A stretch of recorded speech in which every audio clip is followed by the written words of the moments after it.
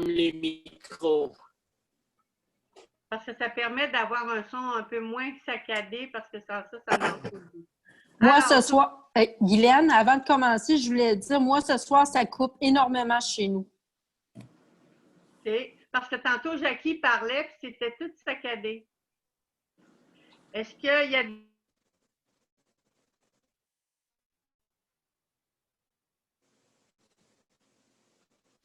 On t'entend plus, Guylaine. Guylaine, je t'entends plus.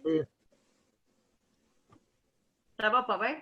Alors, c'est ça, ça coupe, mais il y a des gens qu'il faudrait qu'ils branchent avec un fil bleu directement à leur ordi et leur tablette, si vous avez un portable à part. Là. Mais si c'est de votre ordi que ça fait ça, c'est que le nombre de mégabits demandé est pas assez fort, puis on peut rien.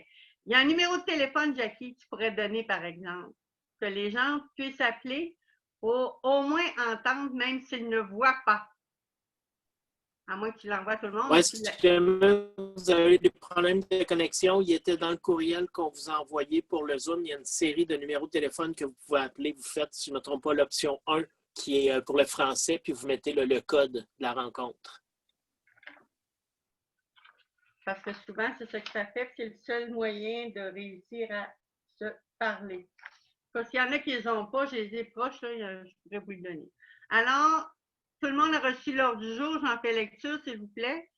Donc, constatation du quorum et ouverture de la séance, lecture et adoption de l'ordre du jour, adoption du procès-verbal de la réunion du 14 septembre dernier, approbation des comptes de la MRC en point 4 au point 5, dossier des maires, correspondance et demande d'appui, projet de loi 67 vise à retirer un de nos pouvoirs de zonage. 5.2, lettre concernant l'entente de principe sur la délégation de gestion des droits fonciers sur les terres du domaine de l'État.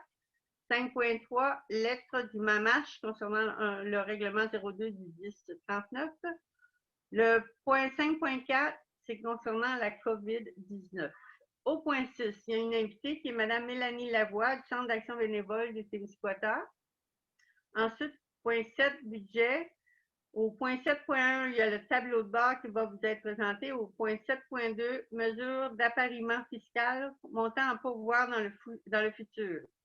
Point 8, communication, tourisme et culture. Claudine va venir vous faire un petit topo concernant la dernière saison touristique. 9, développement économique et rural. 9.1, suivi des fonds. 9.2, demande de financement. 9.3, radiation pour le prêt concernant l'hôtel 1212. 9.4, radiation pour le prêt concernant le magasin général LG Thibault, incorporé. 8.5, radiation de prêt concernant Planète Poutine à Desjy. 9.6, radiation du prêt Resto La Riveraine de Rivière-Bleue. Et 9.7, avenant 2020-1 concernant un contrat de prêt avec le FI. Au point 10, aménagement et urbanisme. 10.1, adoption de règlement modifiant le règlement pour le secteur de l'affectation villégiature de Rivière-Bleue. 10.2, adaptation du règlement modifiant le règlement dans le secteur de Lac-des-Aigles. 10.3, c'est un avis au ministre concernant un règlement pour l'agrandissement du périmètre urbain de Lac-des-Aigles. 10.4, adoption du projet de règlement pour le schéma d'aménagement. Ça concerne Saint-Pierre-de-la-Mie, Saint-Eusèbe et Lac-des-Aigles. 10.5, demande d'avis au ministre concernant un schéma d'aménagement et de développement révisé pour le secteur de Saint-Pierre-de-la-Mie et Saint-Eusèbe. 10.6, création d'une commission de consultation publique sur le projet de règlement concernant le port biologique dans le secteur de Saint-Pierre-de-la-Mie et Saint-Eusèbe.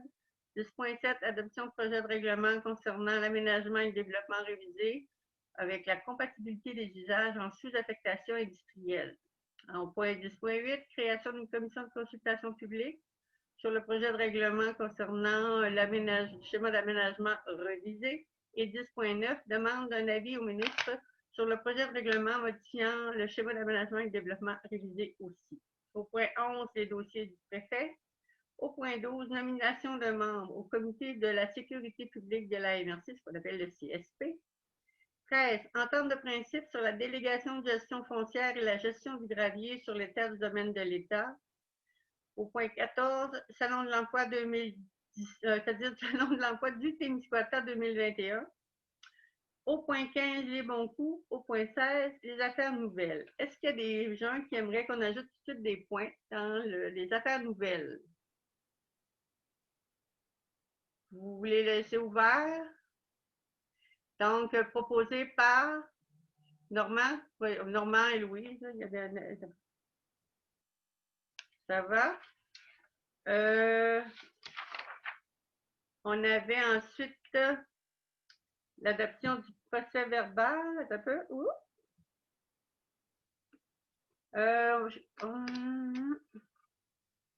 Vas-y, Jackie. Donc, je voudrais qu'on y aille tout de suite avec Mme Mélanie avant de procéder officiellement pour la lecture et tout ça. Procès verbal. Oui, c'est ça. En fait, c'est pour la libérer. Là, oui, c'est une petite présentation courte à faire au maire.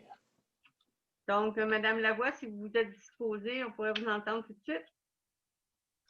Parfait, je suis dispo, c'est justement parce qu'il y a des dossiers qui ne me regardent pas après, fait que je vais quitter par la suite.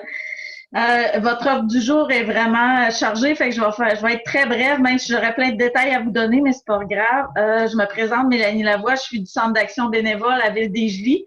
Je suis la nouvelle agente de projet pour la nouvelle démarche Voisins solidaires. Sûrement que quelques-uns d'entre vous ont déjà entendu parler de la démarche qui a été implantée par le réseau des villes et villages en santé. Nous, on a décidé d'y aller avec notre clientèle à nous, qui était les aînés. Donc, on est en train de déployer le projet qui est axé beaucoup envers les aînés. Merci pour le partage d'écran. C'est notre logo actuellement avec les coordonnées pour me rejoindre. Qu'est-ce que c'est en fait la démarche Voisins solidaires? C'est vraiment une approche qui invite les citoyens à développer des solidarités de voisinage dans leur milieu. Et nous, on l'a vraiment axé envers les aînés. Fait que c'est d'aller, mon rôle va être un petit peu d'aller faire de la sensibilisation à la population en général pour essayer de prendre bien soin de nos aînés qui sont encore à la maison pour qu'ils puissent continuer de vieillir en santé à la maison et en toute sécurité. La démarche Voisins solidaires rejoint aussi les objectifs un petit peu de vos démarches MADA pour ceux qui ont les démarches dans leur municipalité. Ce qui veut dire un voisinage sécuritaire et convivial pour les personnes âgées.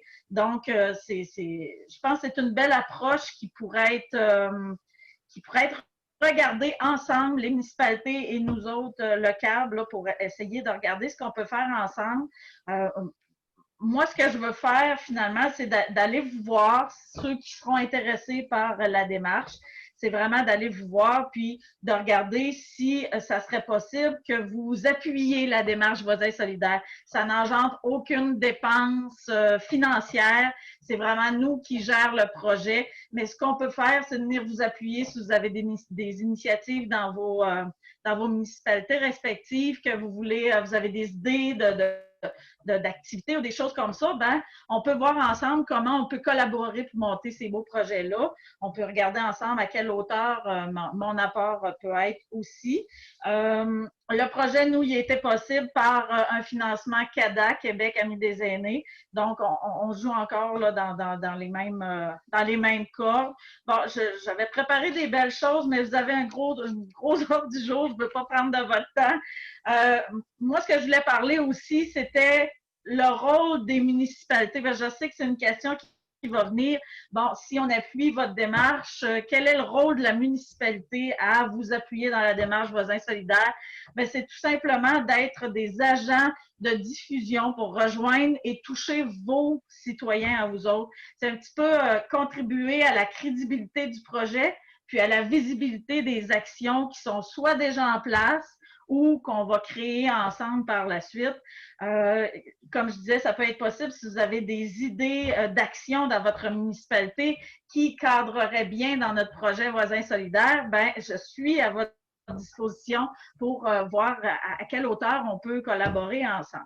Je vais bref sur le sujet. Là. Moi, ce que je voulais seulement vous présenter un petit peu le projet ce soir, vous dire que ça existe. Sur la photo, je vous ai mis toutes mes coordonnées pour me rejoindre.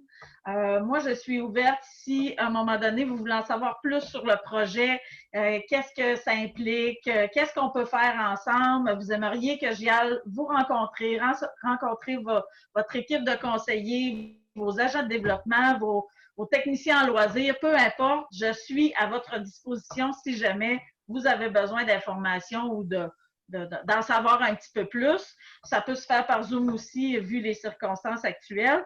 Le projet devait se déployer à partir du mois de juin dernier, mais au mois de mars, le Centre d'action bénévole est venu me chercher pour le déployer tout de suite, vu la pandémie et tout ça. On s'est dit, regardez, quand on parle de solidarité, je pense qu'on est en train de manquer le bateau si on ne commence pas ça maintenant. Fait qu'on a mis beaucoup d'actions pendant la première vague de la pandémie pour aider nos aînés isolés.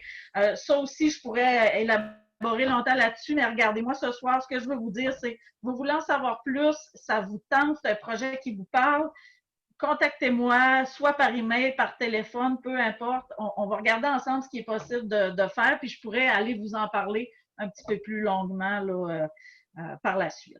Je vous invite aussi à visiter la page Facebook Voisins solidaires Témiscouata. Si ça vous tente de voir un petit peu les actions qui ont été faites, on a essayé d'alimenter la page là, avec ce qu'on mettait comme action. Fait que voilà, je ne prends pas plus de votre temps ce soir, sauf pour vous dire que je suis disponible si ça vous tente d'entendre parler un petit peu plus de la démarche Voisins solidaires avant de dire, oh, ben, avant d'appuyer un projet comme ça, on va voir qu'est-ce qu'il y en est. Gênez-vous pas, appelez-moi, n'importe quelle demande, par email aussi, il n'y a pas de problème. Voilà, j'ai écourté ma présentation, mais c'était... Il y a peut-être des gens qui ont déjà des questions. Oui. Il faudrait qu'on me remette la série de gens, parce que je ne vois pas les gens, Jackie. Si tu enlèves les partages d'écran, je vais être bonne. OK. Alors, je ne sais pas s'il y a des gens qui ont des questions. Levez la main. Oui, Louise. Normand ensuite et Claude. Bonsoir, Mélanie. Allô, Louise. C'est d'une durée de combien de temps, le projet d'accompagnement?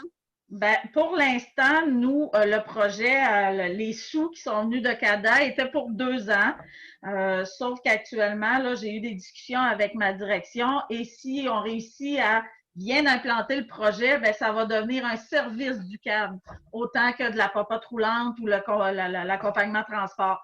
Fait que, dans les circonstances, c'est un petit peu plus difficile de le déployer, mais on se réajuste à tous les jours. Et actuellement, moi, je suis en poste pour 2 ans et il va y avoir continuité là, s'il y a succès au projet.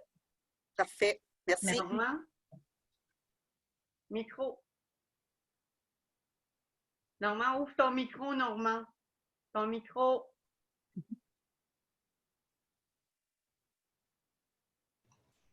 Voilà. Bon, Mélanie, dans le contexte de la COVID et tout ça, puis au niveau du centre d'action bénévole du Témiscouata, c'est quoi que vous avez mis en place? C'est quoi votre objectif? Est-ce que vous avez mis en place des personnes âgées entre eux autres?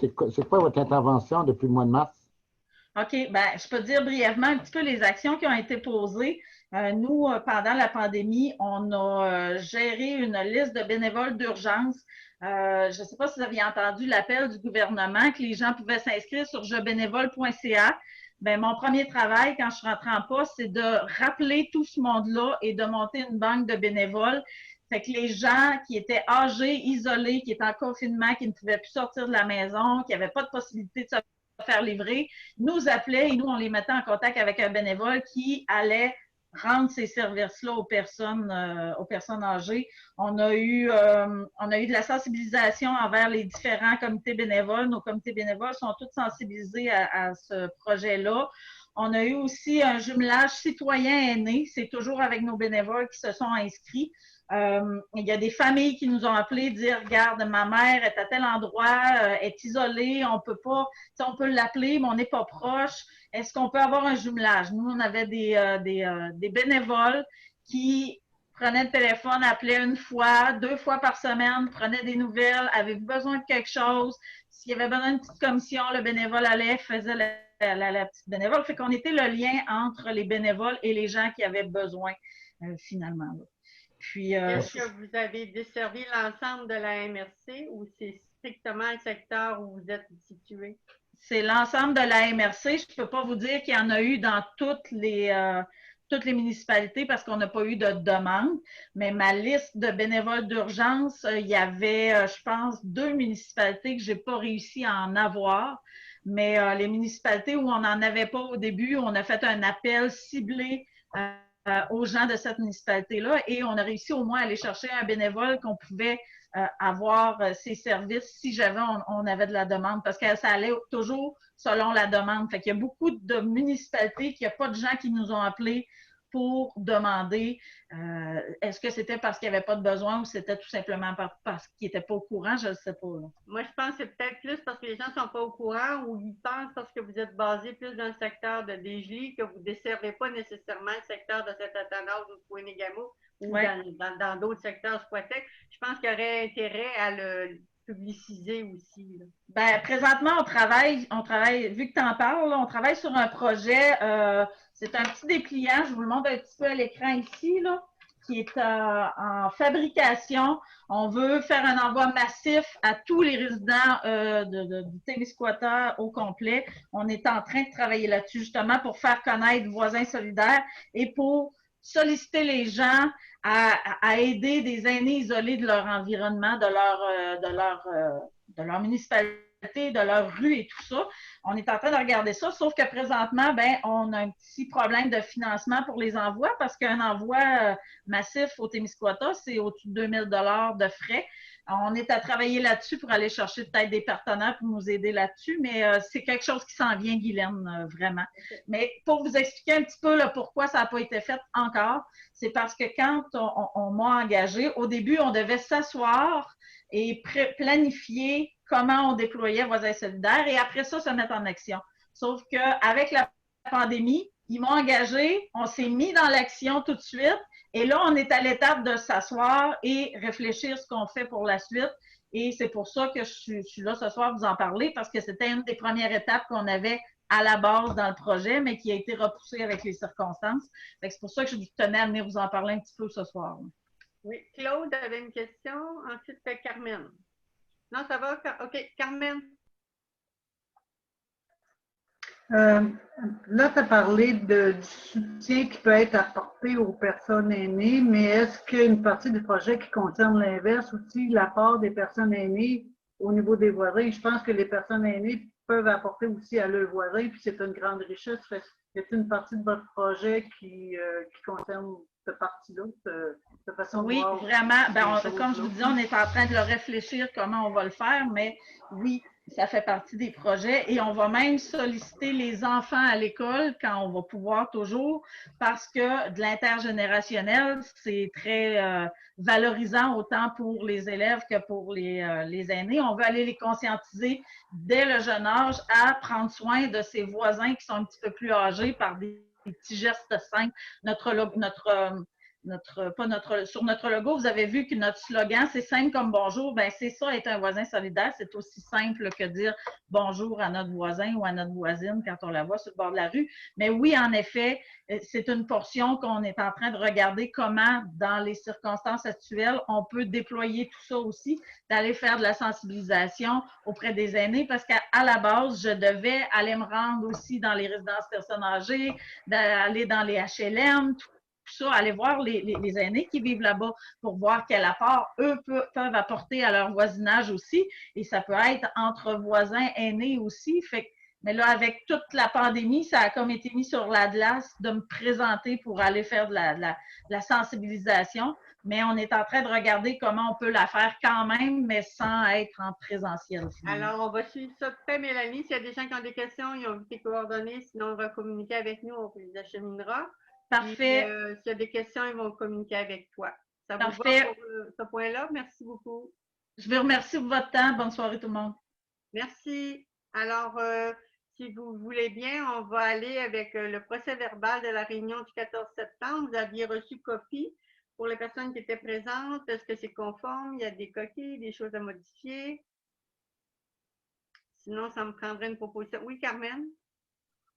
Je le propose? Il y a le point 5.2, là. Non, il y a une couple de petites coquilles, là. Il n'y a pas de numéro de page. Moi, point 5.2, où est-ce que le quatrième considérant, il y a un vert, le 1175 avenue, mais il manque un S à vert. Puis il y a aussi à la résolution suivante, au point 5.5, le deuxième considérant, où est-ce qu'il est prévu, ça prend D'accord. Il Je ne sais pas si vous avez trouvé, là, mais en fait. D'autres points à corriger, à ajouter, rectifier? Un proposeur?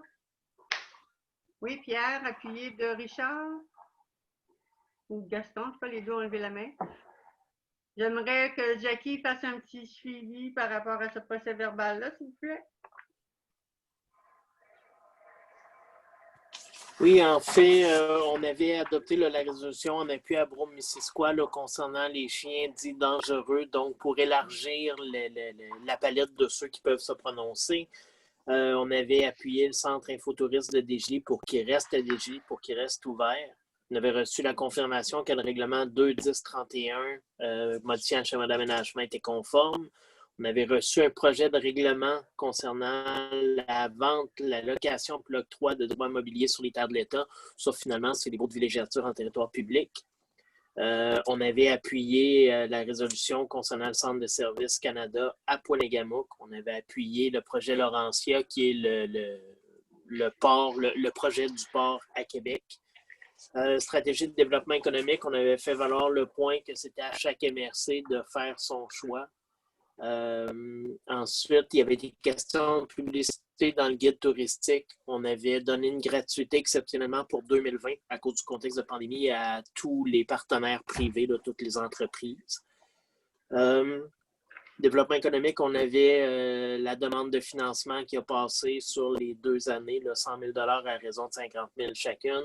On a envoyé les résolutions pour les fonds signature et innovation, puis vitalisation et coopération. C'est maintenant entre les mains de Rimouski.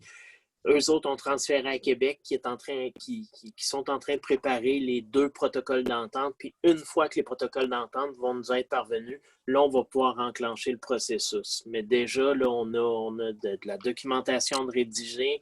On va être prêt là, pour quand ils vont nous envoyer le signal. Sinon, en aménagement, il y avait eu différents projets de règlement, des conformités. Fonds des municipalités pour la biodiversité, on n'avait pas statué. On avait dit on va regarder les autres options qu'il y a, puis c'est ce qu'on va faire. Là, on va garder ça sous le radar. Puis finalement, on avait parlé des points d'intérêt généraux, donc point de service des caisses, puis la publicité de la Gaspésie par rapport à l'attractivité. Des questions? Oui, Louis. J'ai une question. Au point 5.6, il avait été mentionné de vérifier avec Kakuna avant d'envoyer notre appui pour le projet Laurentia. Est-ce que ça a été vérifié à Kakuna? Non, on n'avait pas fait de vérification. C'est ce qu'on avait déterminé dans la conversation, c'était que c'est comme 2 choses, puis un appui n'empêche pas l'autre.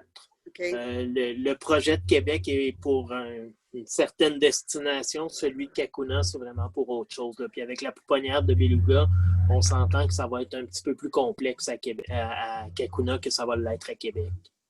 Okay. Question? Je ne vois pas tout le monde en même temps. Je me promène d'un écran à l'autre. C'est beau. Alors, on poursuit maintenant avec l'approbation des comptes. Vous avez reçu le document.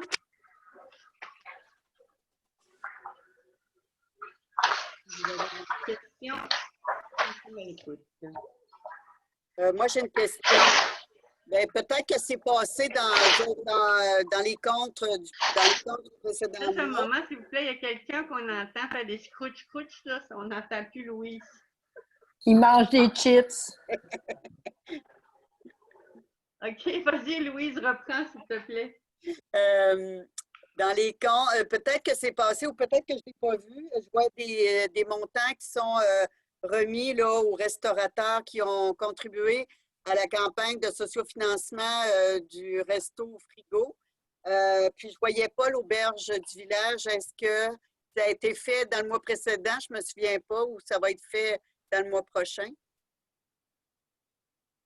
Et tu réponds-tu ou...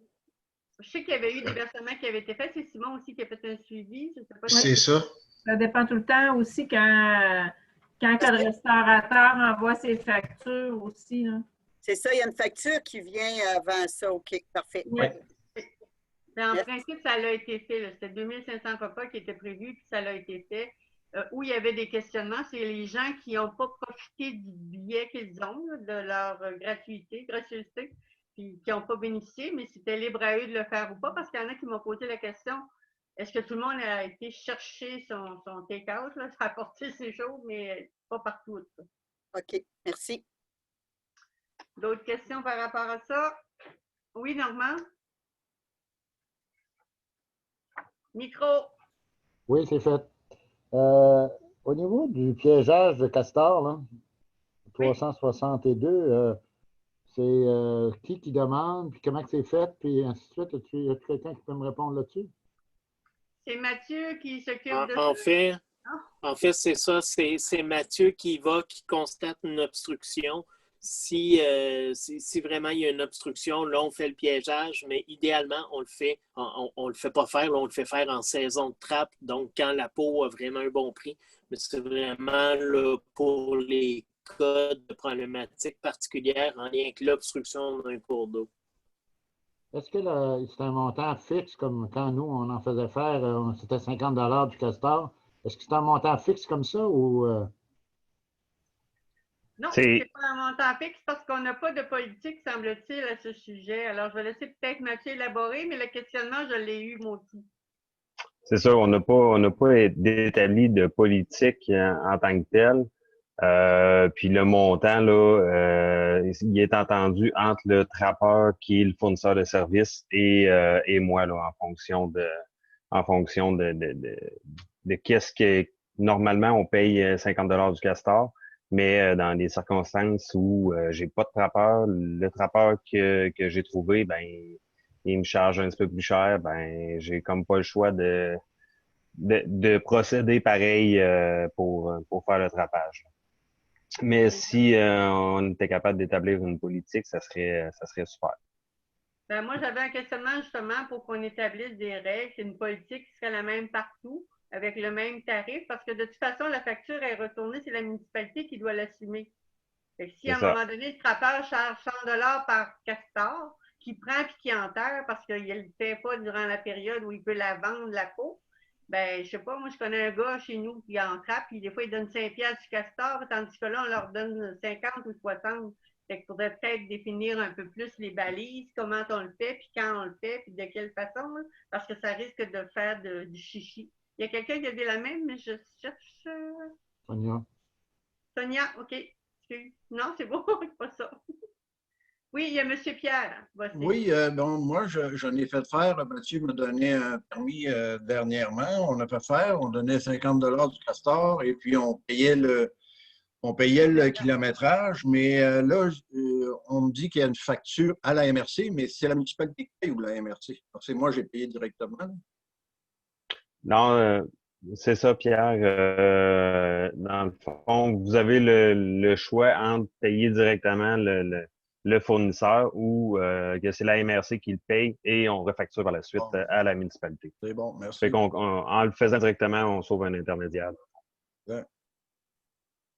André, t'avais-tu une question? Non? Tu avais la main levée, c'est beau. Oui, Normand? Si je comprends bien, ça veut dire que la MRC, ça ne coûte rien. Le 360 $ qui est là, il est rechargé aux municipalités. C'est bien ça que tu viens de dire? Oui, il est rechargé à la municipalité surtout le cas présent, c'est pour des fins de protection du chemin municipal. Quand on fait du travail pour un sentier de VTT, on recharge au club de VTT, mettons. C'est tout dépendamment le bénéfice reçu. Si le castor cause des problèmes ou des obstructions qui nuisent à la sécurité de l'infrastructure routière municipale, ben c'est la municipalité qu'on charge. Si c'est une infrastructure routière ou un sentier de VTT, ben on va charger au gestionnaire du sentier de VTT. Là. On avait même eu une problématique au parc éolien à un moment donné où on a été obligé d'utiliser les services d'un trappeur pour régulariser ça. Ça minait les routes, les chemins, là, fait qu'on n'avait pas le choix. D'autres questions par rapport à la liste des comptes? Oui, Mathieu, c'est Gaston. Gaston, oui. Gaston Chouinard. Vas-y. OK. Oui. Bon, la question est, bon, on sait que la période de trappe commence autour du 20-25 octobre, je pense, là. C'est pas la 25 période octobre, oui. où on trappe le castor. Mais si on a un trappeur qui est habitué à faire le territoire à chaque année, puis nous autres, la municipalité, on y offre rien, là. Il s'arrange, il trappe les castors, puis il est bien heureux, là. Ben, On vous n'est êtes pas, béni. on n'est pas obligé de payer. Vous êtes béni. OK. Fait qu'on on laisse ça de même, puis dis pas ça à personne. Vous êtes chanceux d'avoir des trappeurs qui sont actifs puis qui font la run pour s'assurer qu'il n'y ait pas de problème au bout de vos chemins. Écoute, c'est super. Ouais, Si on a divisé le chaque territoire municipalité pouvait en avoir. C'est ça. On a 3 trappeurs dans chaque coin du territoire, là, puis ils s'entendent pas. Monsieur Gaston, c'est parce qu'il y a été une période où la peau valait quelque chose. Là, les années sont dures. Il y a même des compagnies qui ont fait faillite, puis là, ça ne vaut pas grand-chose. Alors, il y a des trappeurs qui, avant, en faisaient beaucoup, qui n'en font plus du tout, parce que ça ne donne rien ou presque. Sauf que la problématique, quand Mathieu constate qu'il y a vraiment quelque chose qu'il faut faire, je prends juste comme exemple, à Saint-Marc, là, à un moment donné, c'était catastrophique, le nombre de barrages, puis plein, ça a eu des incidences aussi au fil des ans.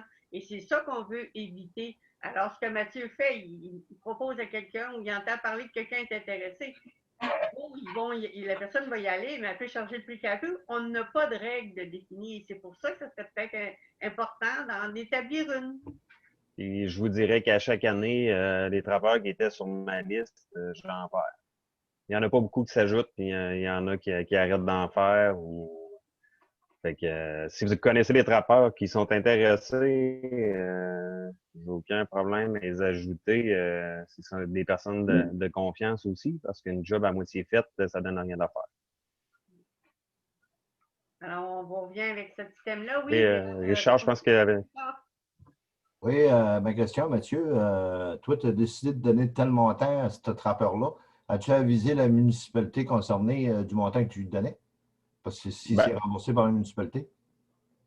Non, mais la municipalité m'a interpellé à plusieurs reprises pour justement régler le problème de castor. Puis comme j'ai pas de trappeur qui était disponible pour le faire au montant de 50 $ du castor, ben il dit à 60 pour cette année, je vais le faire.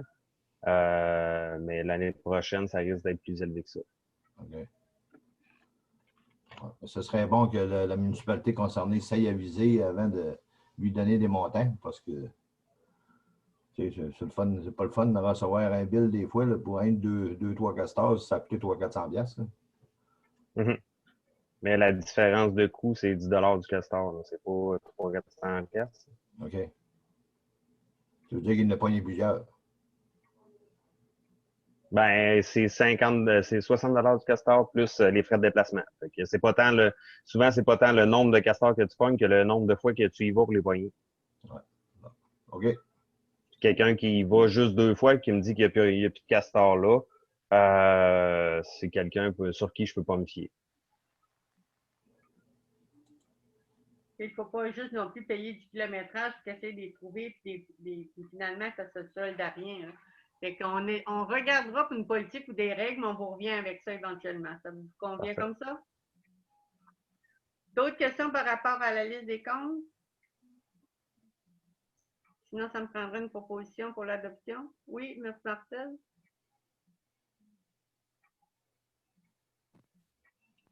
On ne vous entend pas. M'entends-tu, là? Oui. Je propose les comptes.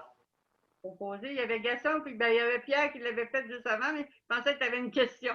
Alors, Pierre, c'est-à-dire Marcel et Pierre. Puis Gaston, avais-tu une autre question? Non, ça va. On poursuit. Dossier des maires concernant la correspondance au point 5.1, projet de loi 67.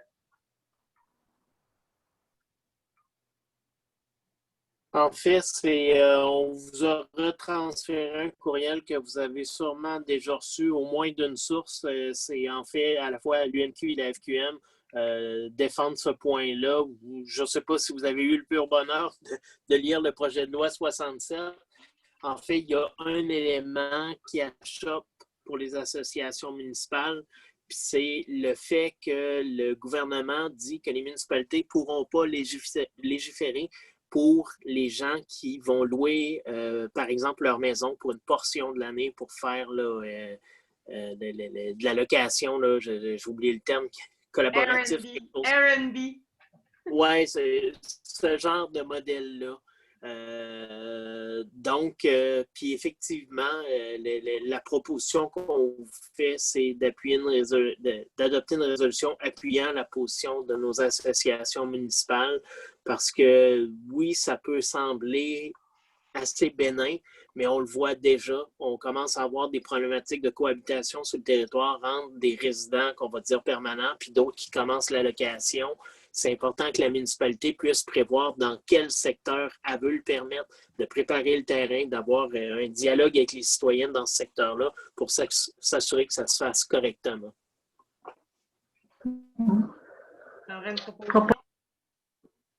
Carmen, oui. Normand. Parfait.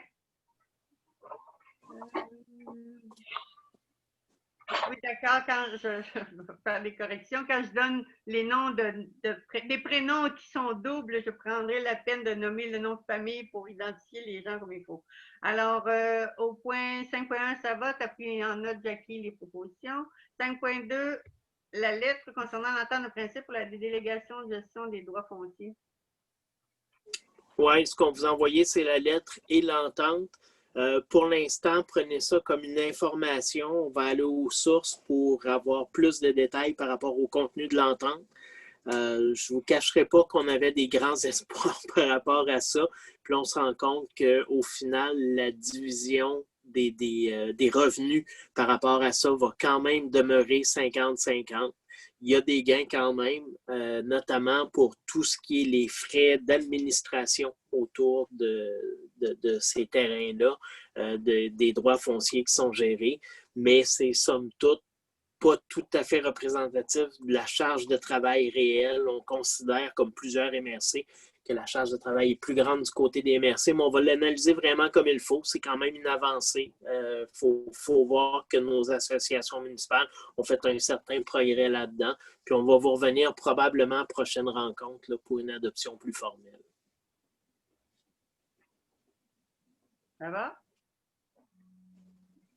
Au point 5.3, la lettre concernant ma marche pour le règlement 02-1039. C'était un règlement pour Rivière-Bleue. Vous avez lu la lettre qui nous a été envoyée.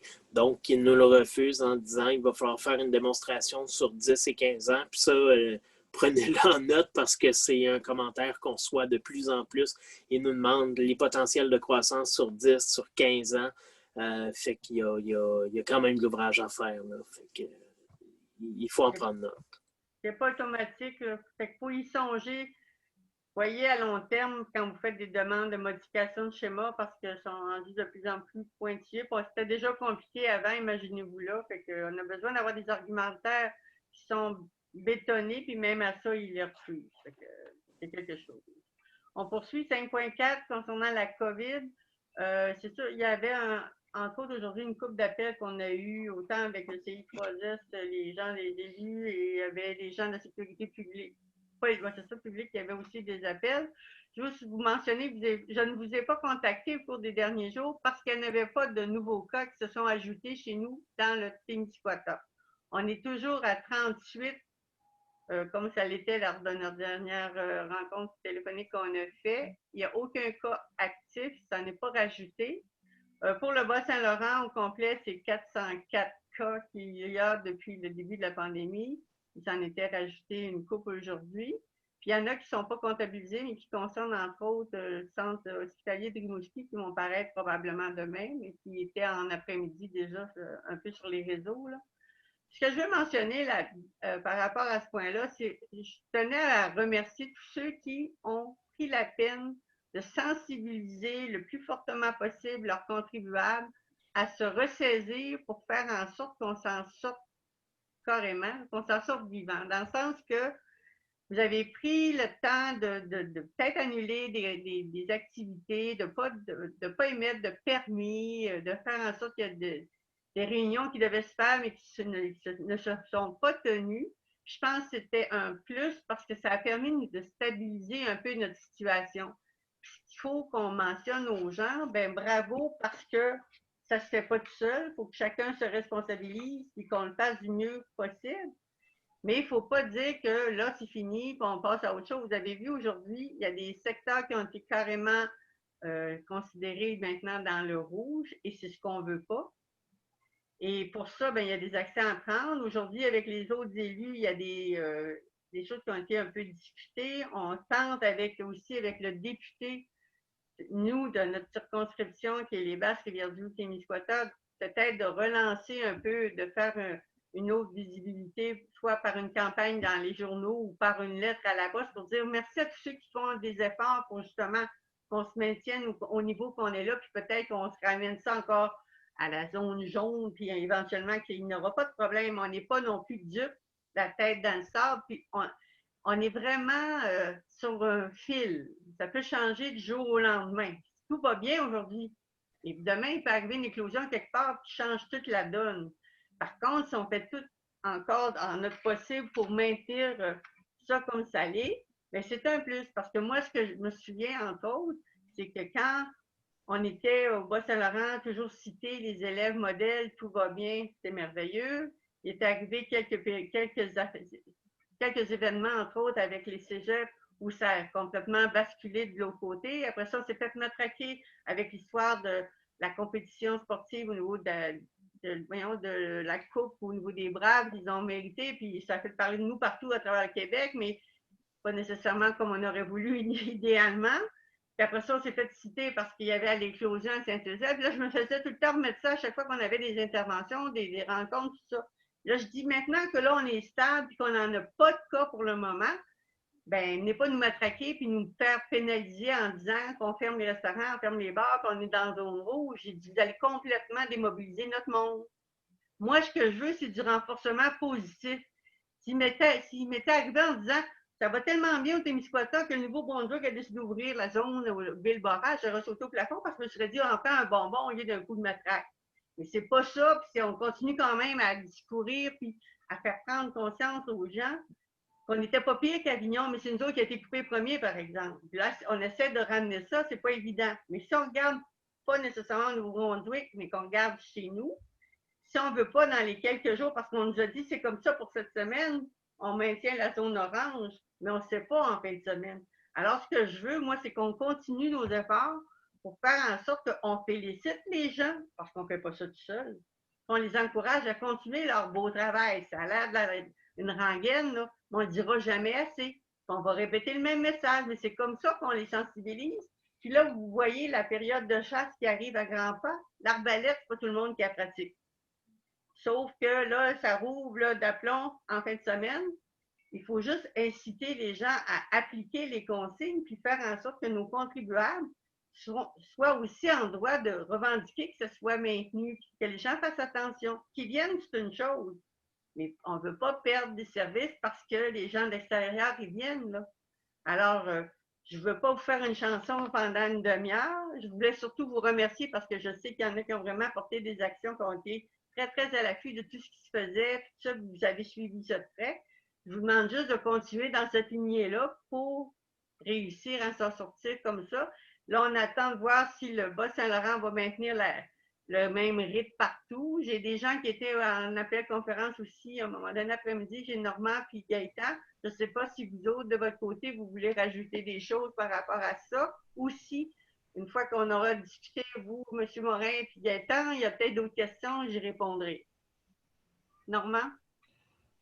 Il est peut-être important de savoir, pour voir des choses, de réaliser qu'au niveau du Témiscouata, il n'y a plus aucun cas d'actif. Non, c'est ça, j'ai dit Donc, zéro. il faut être conscient de ça. L'autre chose aussi, qui est important, c'est qu'on nous a mis dans l'orange alors qu'on ne devait pas être dans l'orange. Parce que Isabelle Malo et autres, ils ont dit qu'ils n'avaient pas été consultés là-dessus. Et on ne voudrait pas tomber dans le rouge parce que le Québec a décidé, surtout le nombre de cas qu'il y a dans le Bas-Saint-Laurent. Je regarde que ce soit dans la région de Matane ou d'autres régions. Là, la Métis, ce n'est pas des régions, il y en a beaucoup. Il y a juste eu une grosse éclosion qui est à Rivière-du-Loup, mais il faut intervenir pour que le gouvernement ne nous mette pas dans le rouge juste pour rendre tout le monde égal. Là. Alors, ça m'apparaît important d'intervenir dans ce sens-là.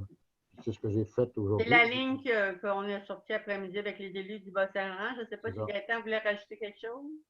Ben, moi, je pense qu'au-delà des chasseurs là, qui viennent, c'est des gens de l'extérieur. Moi, je pense qu'il ne faut pas pénaliser parce que nous, hein, quand on passe d'orange à rouge, il faut comprendre que les arénas, les restaurants, nos commerces, là, sont impactés solides pour, présentement au Québec, comme je disais après-midi, il y a 30 000 cas qui se font dépister par jour. Il n'y a pas une tonne d'hospitalisation par chez nous, comme dirait Normand. Ben, je pense que là, il faut défendre notre point de vue que quand au printemps, on s'est fait fermer à partir de la Pocatière, alors c'est pas mal plus à Montréal, ça aurait dû être fermé. On a joué la game là, de faire différemment des autres. Ben là, c'est à notre tour d'être un peu, de revendiquer la situation de l'autre bord. Est-ce qu'il y a des gens qui ont des choses à rajouter? Comment vous le vivez? Oui, M. Marcel, ouvrez votre micro. Oui, bien, je suis un peu d'accord avec Gaëtan, mais c'est comment ça va être fait, ça, la représentation là, auprès du CI3S ou qui va la faire, puis comment ça va être fait? CI3S, on est en réunion deux fois par semaine, des fois plus. Ils savent exactement ma position. Ma position aussi, je l'ai plaidée après-midi avec le député et les deux autres préfets. Puis la position de la table des élus de cet après-midi, c'est celle qu'on vous a mentionnée là. On ne veut pas être justement peinturé au pinceau large et copié parce qu'il y a d'autres secteurs qui n'ont pas fait attention eux autres. Parfait, alors, il y a une lettre, il y a des communications qui vont se faire directement avec la Santé Montréal, tout ça, avec une lettre des élus du Bas-Saint-Laurent. Mais de notre côté, on va faire aussi des actions. C'est sûr que c'est de la correspondance et des campagnes publicitaires, des choses comme ça, indépendamment des lettres qui sont acheminées et des discussions qui se font avec la santé à Montréal. Oui, il y a Normand puis Pierre Bossé.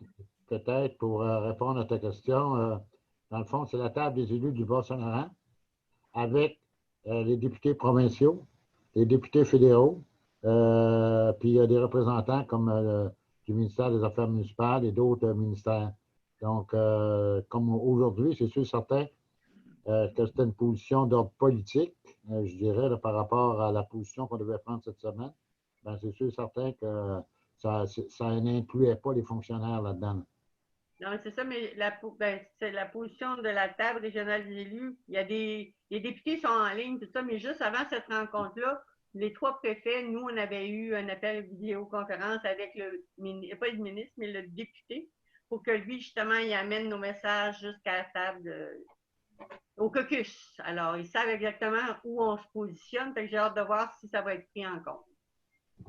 Ça vous va? Des questions? Oui, Pierre? C'est vrai.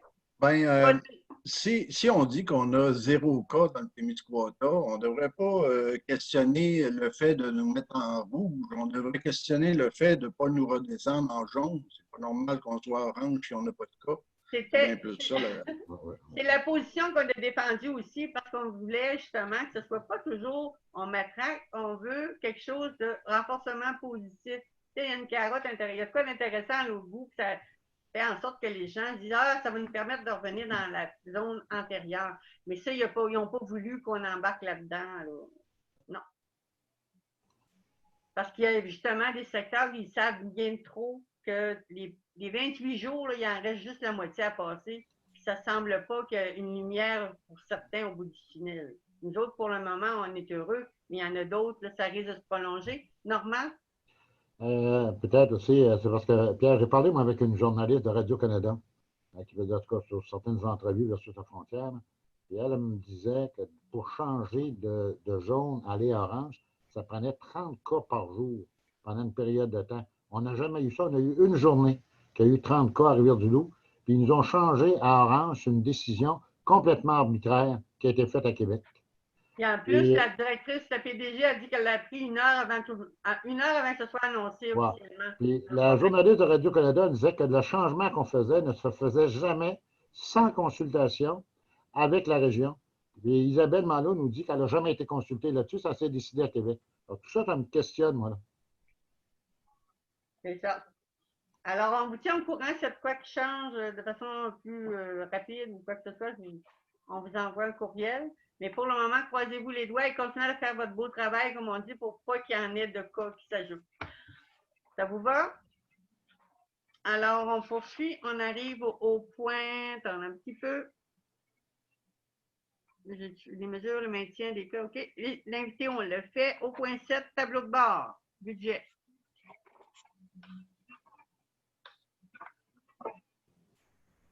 Oui, au niveau du tableau de bord, en date du 30 septembre, on a des revenus pour 6 716 089 et des dépenses pour 5 556 024. Est-ce que vous avez des questions? Questions? Oui, il y en avait une. Richard? Je regarde dans le tableau de bord, là, le dernier point en bas, le carrière. Ouais. Une prévision de revenus de 163 000. À date, on a 17 000 de rentrée. Mais dans les dépenses, je vois qu'on a dépensé 120 000. Oui.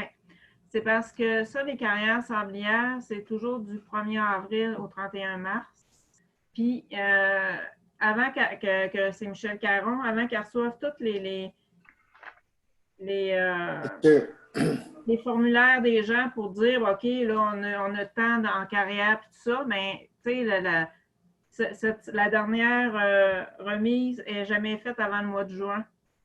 Fait que c'est pour ça que ça tombe tout le temps dans c'est pas selon nos années à nous, là.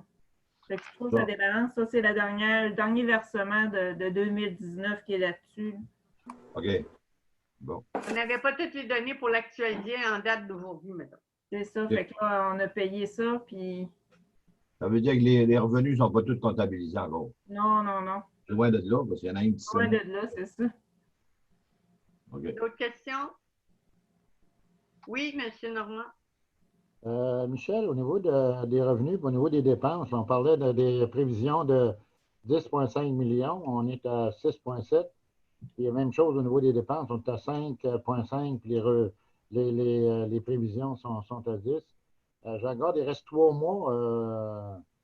On va-tu dépenser 1 million par mois? C'est quoi?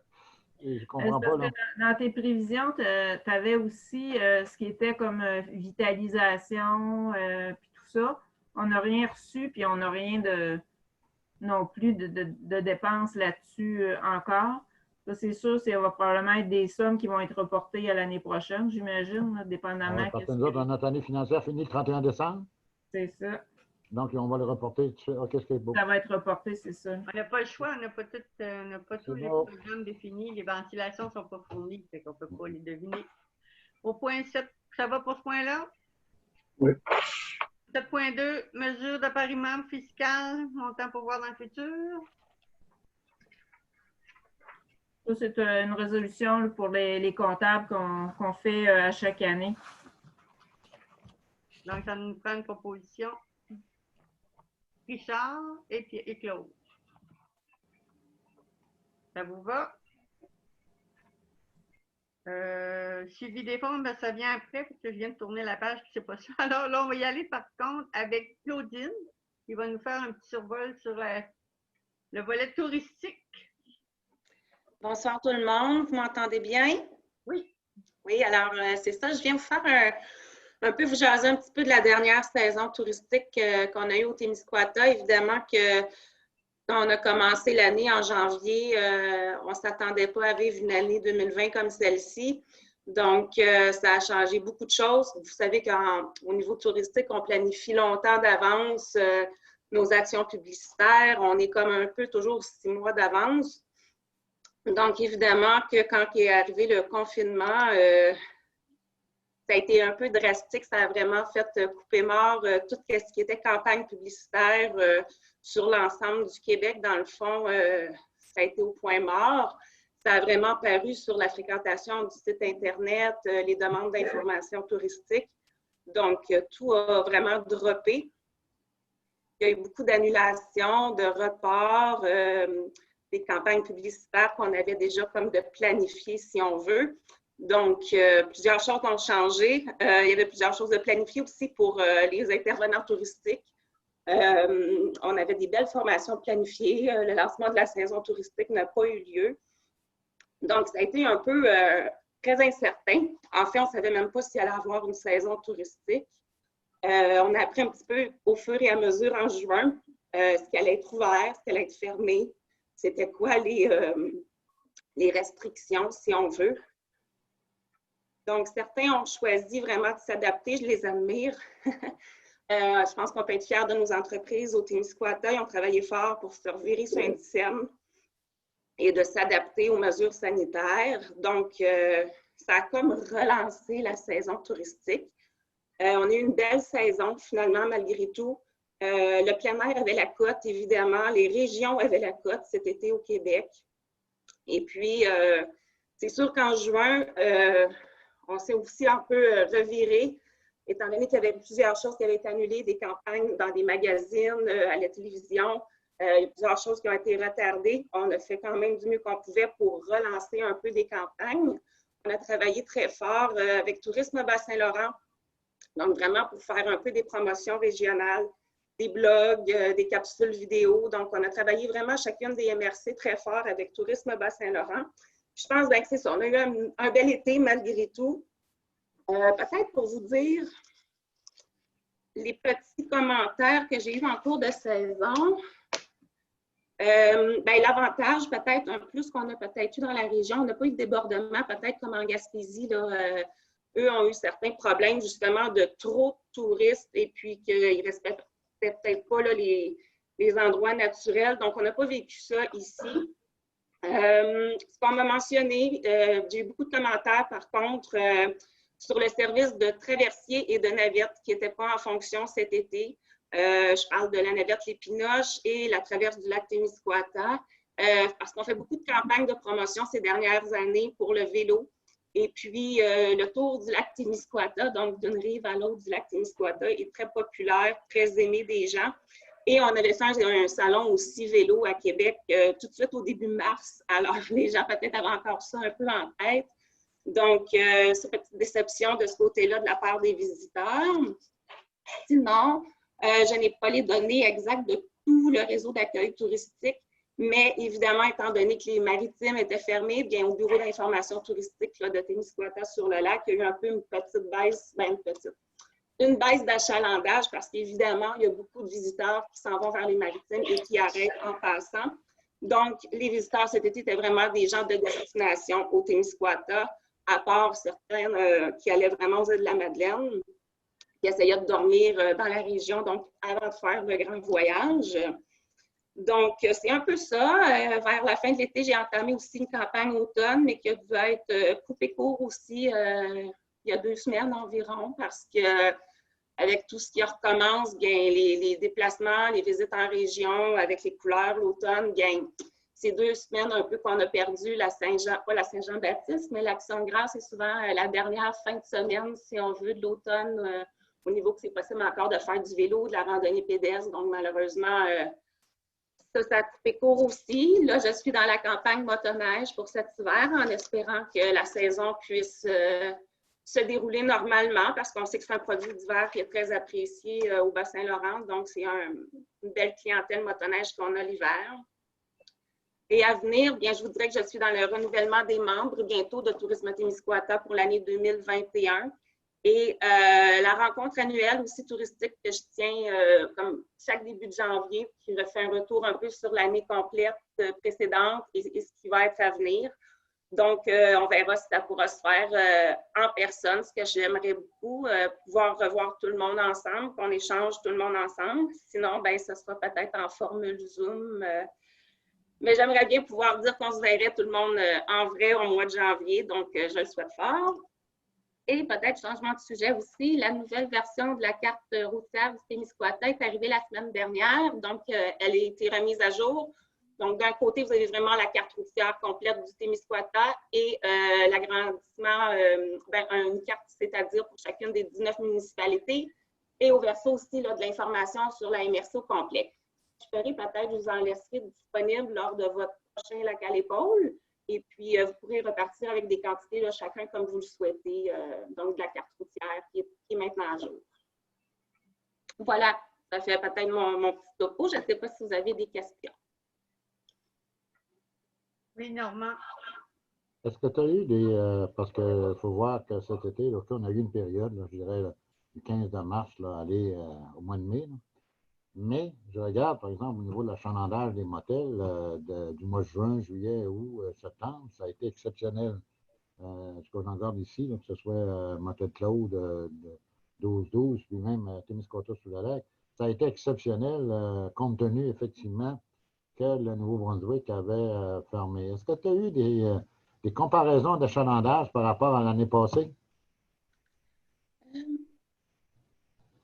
En fait, pour la première fois cet été, on prenait un peu le taux à chaque jour du taux d'occupation des hôtels dans la grande région de Témiscouata sur le lac, bien, des Gelis. Davantage dans le secteur, là, je vous dirais, du lac de la 85. C'est le Bureau d'information touristique qui faisait vraiment le travail cette année. Et je vous dirais que c'était très, très bien le taux d'occupation. Souvent, les gens disaient, bien, ce soir, il me reste 0 chambre, une chambre. Donc, ça se complétait très bien.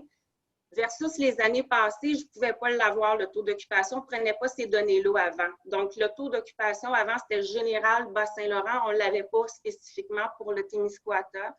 Mais cet été, effectivement, tant les campings, les résidences de tourisme, les gens aussi avaient tendance à rester un petit peu plus longtemps aussi en séjour. Mais, excuse, mais avec l'ATR, avec la taxe qu'il y a à l'hébergement, vous devez l'avoir, une comparaison 2019 avec 2020? C'est une donnée que vous devez avoir facilement à l'ATR, ça? Oui, en fait, c'est sur quelques mois, donc c'est divisé par trimestre.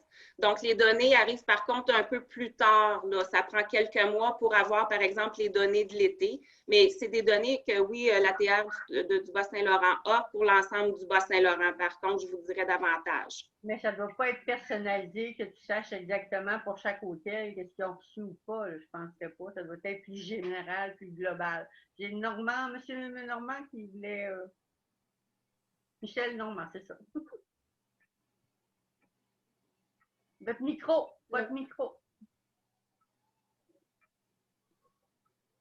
OK. Bon, bonjour. Je voulais juste rajouter, nous, à Saint-Just, on n'a pas d'hôtel, on n'a pas de Airbnb, etc. Mais on a un camping et je peux vous dire que cet été, ça débordait. Ça a été une année exceptionnelle. Il y avait des gens qui campaient presque dans le stationnement. Ça a été une année exceptionnelle malgré que les gens du Nouveau-Brunswick n'ont pas eu accès.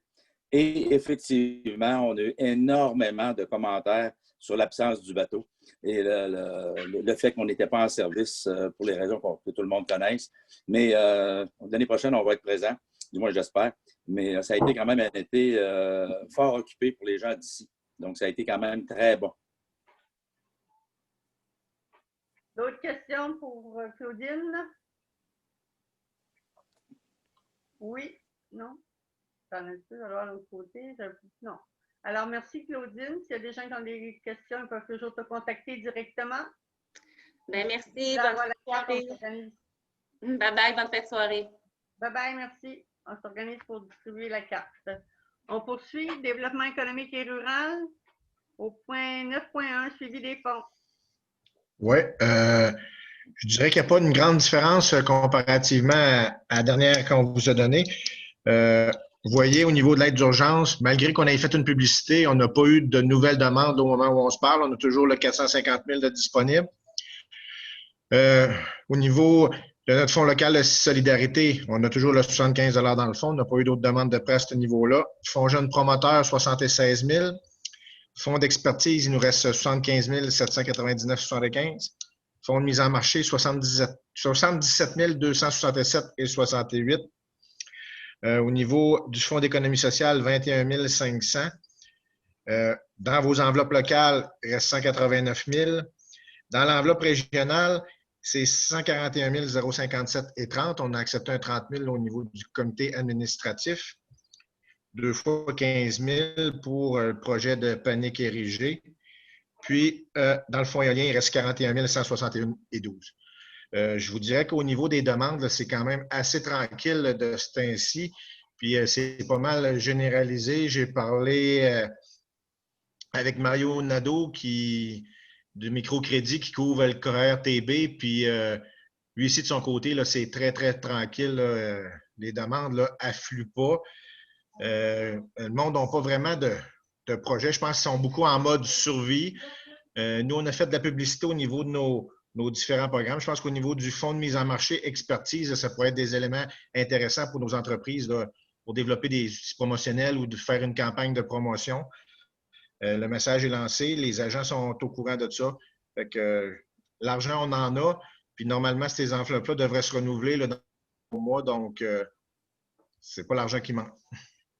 C'est des projets qui nous manquent présentement. C'est des projets ou des promoteurs qui ne voulaient pas s'endetter parce que ce qu'on offrait, entre autres, pour l'aide d'urgence, c'est un prêt avec 3 d'intérêt remboursable sur 3 ans. Et ça, il y a des gens qui sont déjà calés jusque-là, qui n'en veulent pas d'autres endettements. C'est ça qui fait la différence. Alors, j'ai bien beau me faire dire par le premier ministre ou le député du coin, mais pourquoi vous ne le dépensez pas? Je ne peux pas obliger les gens à s'endetter plus qu'ils sont. Si ça serait une subvention, ce ne serait pas pareil, mais pour le moment, les sollicitations ont été faites directement avec chacune des entreprises. On a fait de la promotion de différentes façons, radio, TV, courrier, peu importe. Il y a eu 2 demandes. Avec la dernière, il y en a vraiment eu 2, mais ça ne cadrait pas. C'est pour ça qu'il n'y a pas eu de nouvelles demandes de comptabiliser. Là. Mais si vous connaissez des gens qui n'ont pas entendu parler de ça, bien, référez-nous-les, on va les entendre, on va essayer de les aider. Et si ce n'est pas le prêt qui peut les aider, c'est comme vient de dire Steve, il y a d'autres programmes, c'est de profiter de la période peut-être plus tranquille pour développer autre chose, de diversifier ces produits. Il y a des enveloppes pour ça, même il y a des montants non remboursables, mais les gens ne le savent pas ou sont tellement omnubilés par cette fameuse pandémie-là qui ont plus ou moins le goût de se lancer dans l'inconnu. Des fois, c'est ça. Alors, je ne sais pas s'il y avait des questions additionnelles concernant le suivi des fonds. Oui, Pierre Bossé. Oui, on voit dans le fonds développement régional et éolien, la dernière fois, on avait donné 50 000 pour un chipper. Il est-tu inclus là-dedans ou? Il est déjà déduit. Il est déjà déduit, oui. OK. Il merci. est déjà déduit. Merci. Question? Alors, pour ce point-là, ça va. Au point 9.2, demande de financement. Je n'ai pas de demande de financement pour ce soir. Ensuite, au point 9.3, il y a une série de radiations. Michel, probablement qui va en faire le suivi. Oui? Non? Par rapport au point radiation pour le prêt de l'hôtel 12-12. En fait, là, c'est très simple. C'est 4 dossiers en lien avec des faillites. Donc, c'est pour radier ces prêts-là. De toute façon, on n'a pas le choix de les radier. Ils sont perdus. C'est ça. Fait que ça nous prendrait proposeur secondaire là, pour les 4. Claude, c'est une proposition ou c'est une question? C'est une question. Ça va, Normand, appuie. Jackie, est-ce que c'est une faillite ou c'est en fonction des propositions concordataires? Oui, bien, c'est ça. C'est l'entente qu'il y a eu avec les créanciers. Là. C'est moi, ça, je mets c'est en ça, fonction de pas une faillite, mais un ensemble des ententes selon une proposition concordataire. OK, c'est pas la même chose. Bien, ça, c'est le cas pour le 12-12. Mais à notre niveau, on en reçoit 0 là, en tout et pour tout, pratiquement. Là. OK. Dans la proposition concordataire qui a été acceptée par les créanciers. Oui. C'est bon. Pour le 12-12. Puis les autres, c'est la même chose? Oui. Les autres, là, c'est des faillites complètes. Ce n'est pas des propositions concordataires, c'est vraiment des faillites. Les 3 autres, Resto La Riveraine, Planète Poutine, puis Magasin Général Alger Thibault, c'est des faillites. Ce n'est pas des propositions concordataires. Ensuite, j'ai M. Michel qui a une question. M. Normand.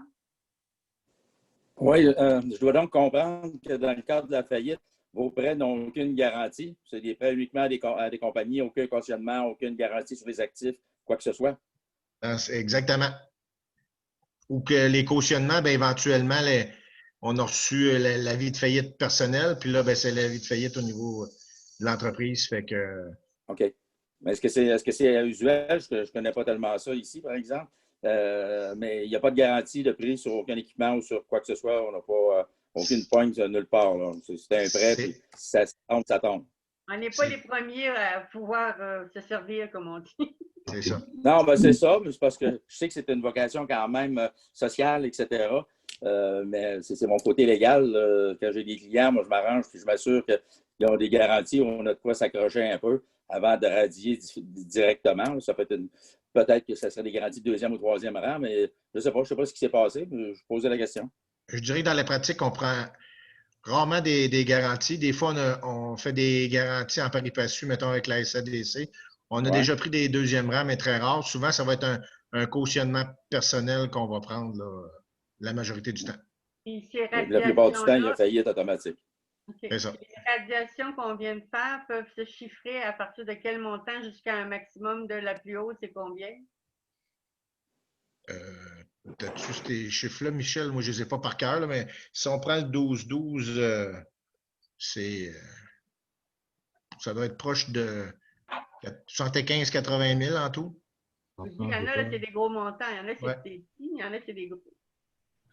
C'est de l'argent qu'on ne verra pas. Non. D'accord? Ouais. Pour les 3 autres, c'est en bas de une vingtaine de mille là, maximum. Là. J'ai pas, mais on pourra. D'après moi, on va pouvoir l'envoyer. Michel, on ne t'entend pas, ton micro n'est pas ouvert. Oui, et toi? Non, Michel. Boucher. Ah, OK. Ouais.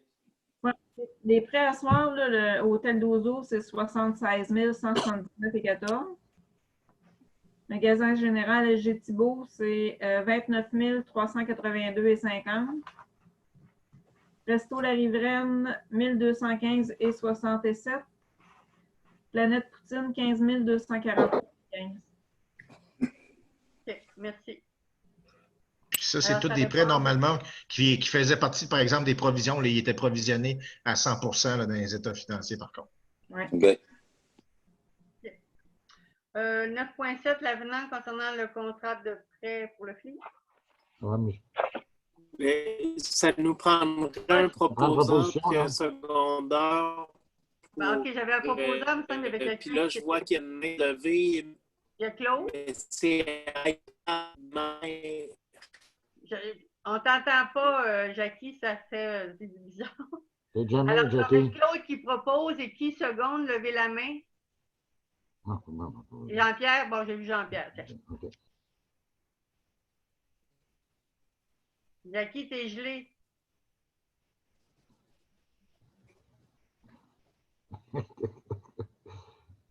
Attention à ce que vous dites. Je sais que ça peut être interprété, mais moi, il ne bouge plus, là. Il est vraiment... Oui, c'est juste pour dire parce qu'il y a une main de levée, mais c'est iPad de mère. Fait que je ne sais pas c'est lequel des mains. Moi, j'ai dit que celui qui avait proposé, c'était Claude, appuyé ensuite de... Jean-Pierre. Normand. Non, c'était Jean-Pierre. En tout cas, Jean-Pierre, c'est Jean-Pierre, tu as raison. Donc, Claude Pelletier propose appuyé de Jean-Pierre Ouellette. OK, bon, bravo. On poursuit alors. 9.7, l'avenant du contrat de FLI. Oui. Moi, j'entends plus rien. Jackie, c'est relaxant musculaire, il travaille fort. Que vous dites? Voilà, tu prends le téléphone. Ah, ça a bougé un petit peu, là.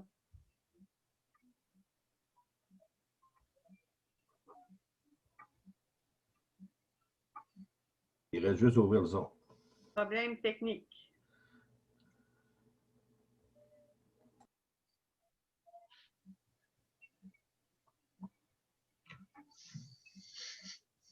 Est-ce qu'il a complètement décroché?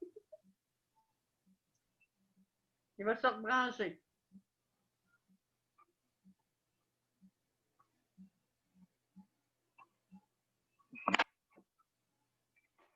Oui, non.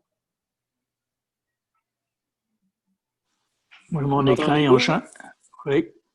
Oui, Bruno? Non, c'était une joke. Je dis, moi, ils ont changé Jackie pour Normand. Je ne suis pas sûr que je suis gagnant. Dans mon écran. Oui, c'est ça, ça bouge à chaque fois qu'il change d'angle.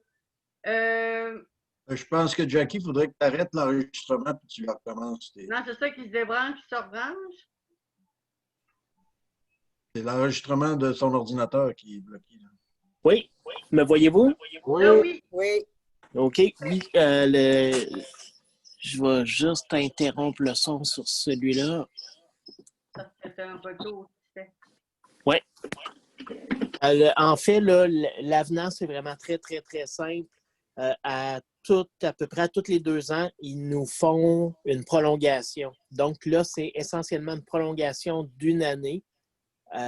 Puis assorti à ça, il y a une nouvelle clause concernant les producteurs de cannabis en serre. Fait que c'est plutôt une formalité, là. Mais ça prendrait une résolution qui nous autorise à signer l'avenant. Donc, Normand, une question? Oui, une question. Un avenant par rapport au contrat de prêt. Quel prêt? C'est le prêt pour le FLI, Fonds local d'investissement. OK, c'est beau. C'est correct. Je propose. Il y avait Louise qui avait dit qu'elle proposait. OK, Normand, c'est beau. tu vas seconder? Ah oui. J'avais vu Louise. Alors, ça va pour ça. Pas d'autres questions par rapport à l'avenant? On poursuit. Aménagement et urbanisme. Adoption du règlement concernant Rivière-Bleue. Oui, c'est le règlement là, qui vient modifier le schéma d'aménagement la grande affectation agroforestière à villégiature dans le secteur de Pied-du-Lac. On avait déjà adopté le projet de règlement. On est rendu à l'étape d'adopter le règlement en tant que tel. Donc, ça me prend un proposeur secondaire pour adopter ce règlement. Gaston, appuyé de Carmen. J'ai une question. Oui. Par rapport à la lettre qu'on a reçue tantôt du ministre, ça touche-tu ce volet-là? Non, la lettre du ministre était vraiment pour agrandir le périmètre urbain dans le secteur là, entre le poste à gaz et le restaurant La Riveraine. C'est ce secteur-là qui était visé. Yann est en train de travailler sur la justification justement là, du 10 à 15 ans. Là. Mais ça, on parle au pied du lac, permettre certains usages commerciaux là, de villégiature. C'est bon. Je peux juste intervenir un peu? Oui. Ouais. Pour préciser tantôt, ce qui a été refusé par le ministère, là, c'est vraiment à l'entrée du village où il y a un restaurant qui s'est installé. Il y avait un ancien poste à gaz. Alors, ce qu'on voulait, c'est que agrandir le périmètre urbain jusque-là pour nous permettre à demander au ministère du Transport de reculer les affiches de limite de vitesse à 50 km pour ralentir vraiment le trafic. Alors, c'est un peu dans ce sens-là. Puis de changer un peu les règlements d'urbanisme dans ce coin-là. Merci. 10.2, concernant Lac des Aigles. Oui, c'est l'adoption encore là du règlement pour agrandir le périmètre urbain pour permettre l'agrandissement de la résidence de personnes âgées. C'était un micro-agrandissement du périmètre urbain là, pour permettre ça. On est rendu à l'étape du règlement aussi. Donc, Louise, ça prend un proposeur puis un secondaire. Louise propose et Sonia appuie. Oui ou une question? Non, t'appuies, c'est bon. 10.3, concernant Lac des Aigles toujours. Oui, c'est ça. La demande d'avis au ministre aurait pas été faite selon le ministère, même si je l'ai envoyé, là, mais eux autres n'ont jamais reçu la demande d'avis. Donc, il faut repasser pour être sûr qu'ils prennent vraiment là, en considération notre demande. Je ne voulais pas prendre de chance. Là, fait une demande d'avis au ministre sur le règlement et non sur le projet de règlement, ce qu'on fait d'habitude. Mais nous, de la façon dont on l'avait envoyé, on n'a pas de trace qui confirmerait qu'effectivement ça avait été fait. L'envoi électronique a été fait. J'ai la copie conforme, mais comme le ministère des Affaires municipales sont encore en 1930, ça prend le papier parchemin. Là. D'accord. Fait que dans le projet de loi 67, là, je pense qu'ils veulent moderniser ça un petit peu là, pour que seulement l'envoi électronique soit suffisant. Ça serait le temps. Ça serait le temps. C'est bon. Il y a M. Beaulieu qui a levé la main. Émilien, ouvre ton micro.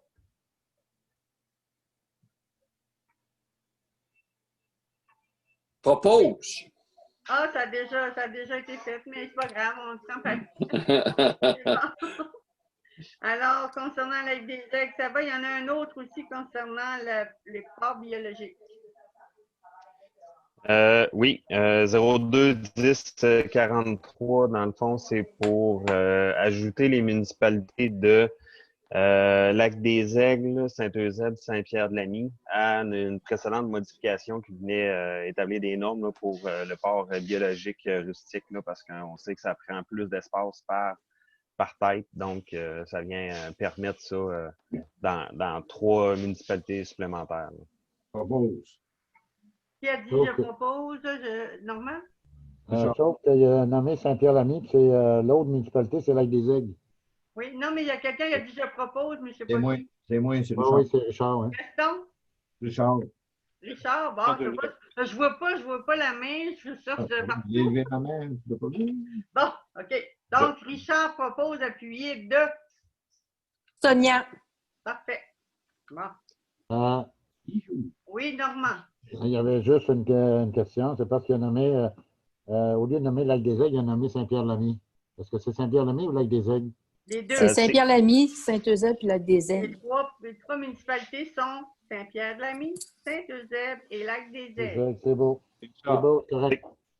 C'est que dans la première convocation que vous avez eue, Lac-des-Aigles n'était pas inclus. C'était une erreur. On n'avait pas inclus Lac-des-Aigles. Fait que là, dans la version modifiée, vous l'avez. C'est beau.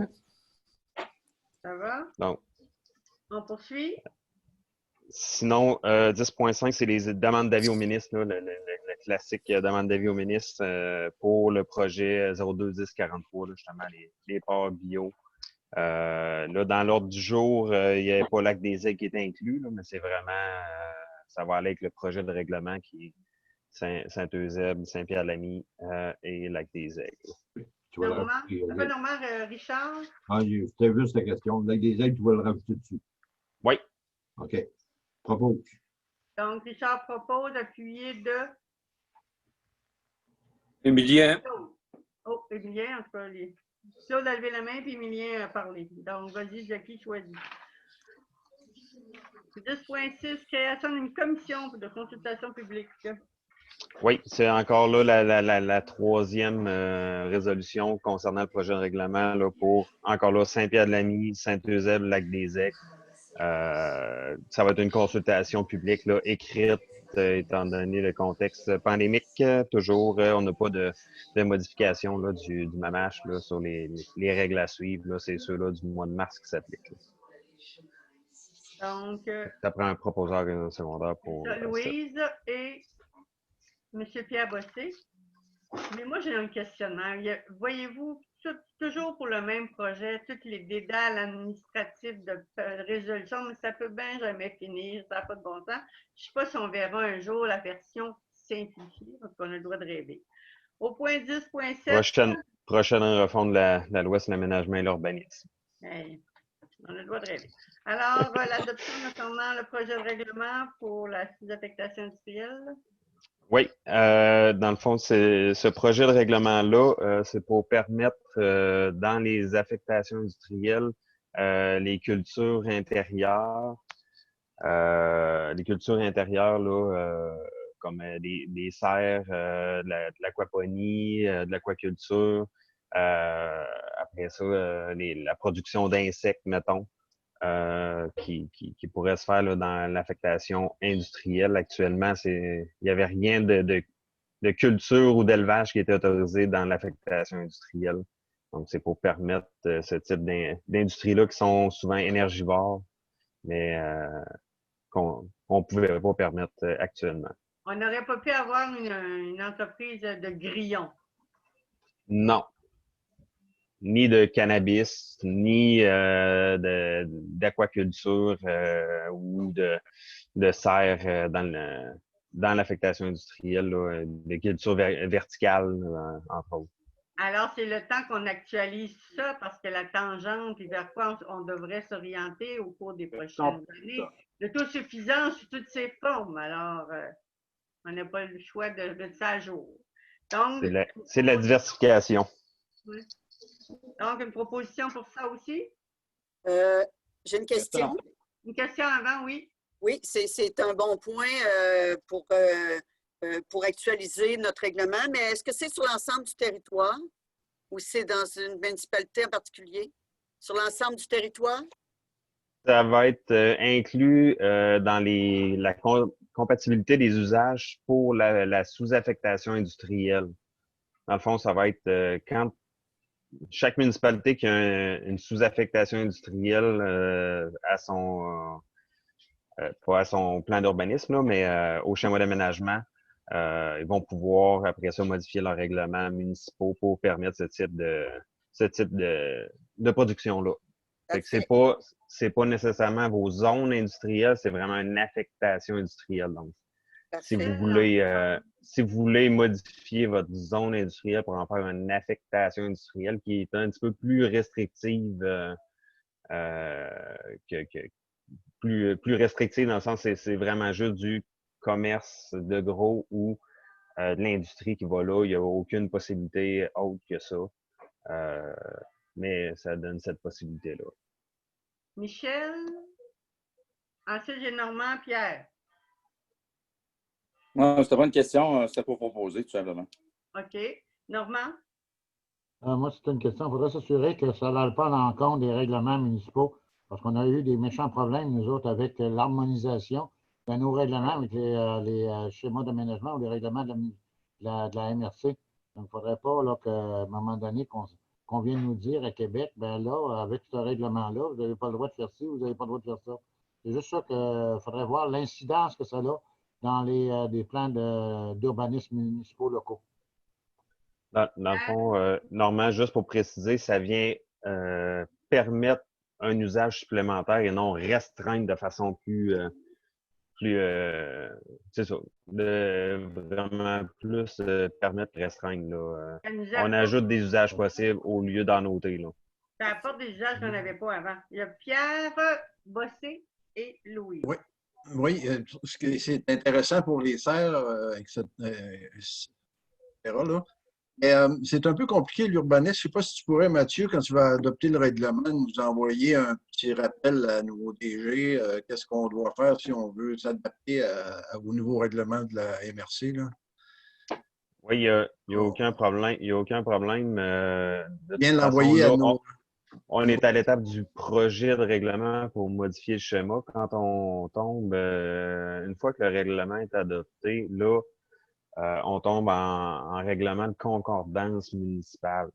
Fait qu'à ce moment-là, j'envoie toute la série de propositions de modification à vos règlements à chacun pour dire, ben vous devez modifier votre règlement de telle façon. Voici tous les documents pour l'adoption de vos projets de règlement, consultation publique, les avis publics.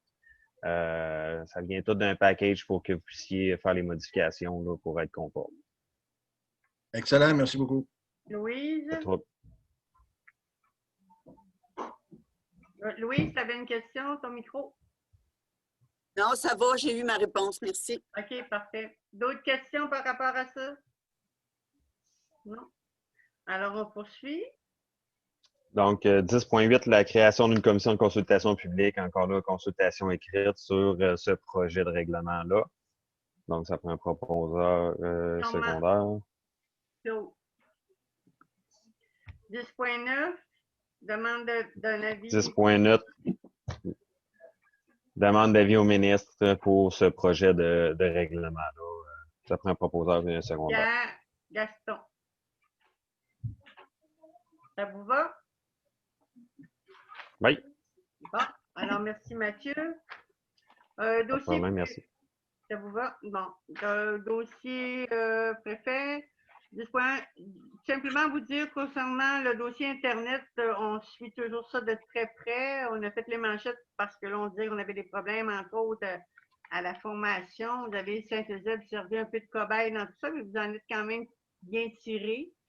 C'est sûr que les gens ont été surpris de constater qu'il y avait une problématique. Même si on leur disait qu'on allait fournir des tablettes, qu'on allait fournir des clés USB, les gens qui ont réussi à utiliser le service ont été un petit peu surpris de constater que leur forfait ne correspondait pas à ça, puis ont eu des factures plus hautes que prévues. Il y a des ajustements qui devront se faire, puis on revendique toujours qu'on veut les fameux programmes au niveau fédéral et au niveau du CRTC qui devaient être annoncés, ne le sont toujours pas. On continue de travailler avec Vidéotron pour que notre proposition qu'ils nous ont faite soit menée à terme. Et on nous dit que ça va bien, mais tant que je n'ai pas le document signé, moi, je n'y crois pas parce qu'on s'est déjà fait jouer des tours. Puis je vous en parle à vous autres, mais hors média, comme on dit.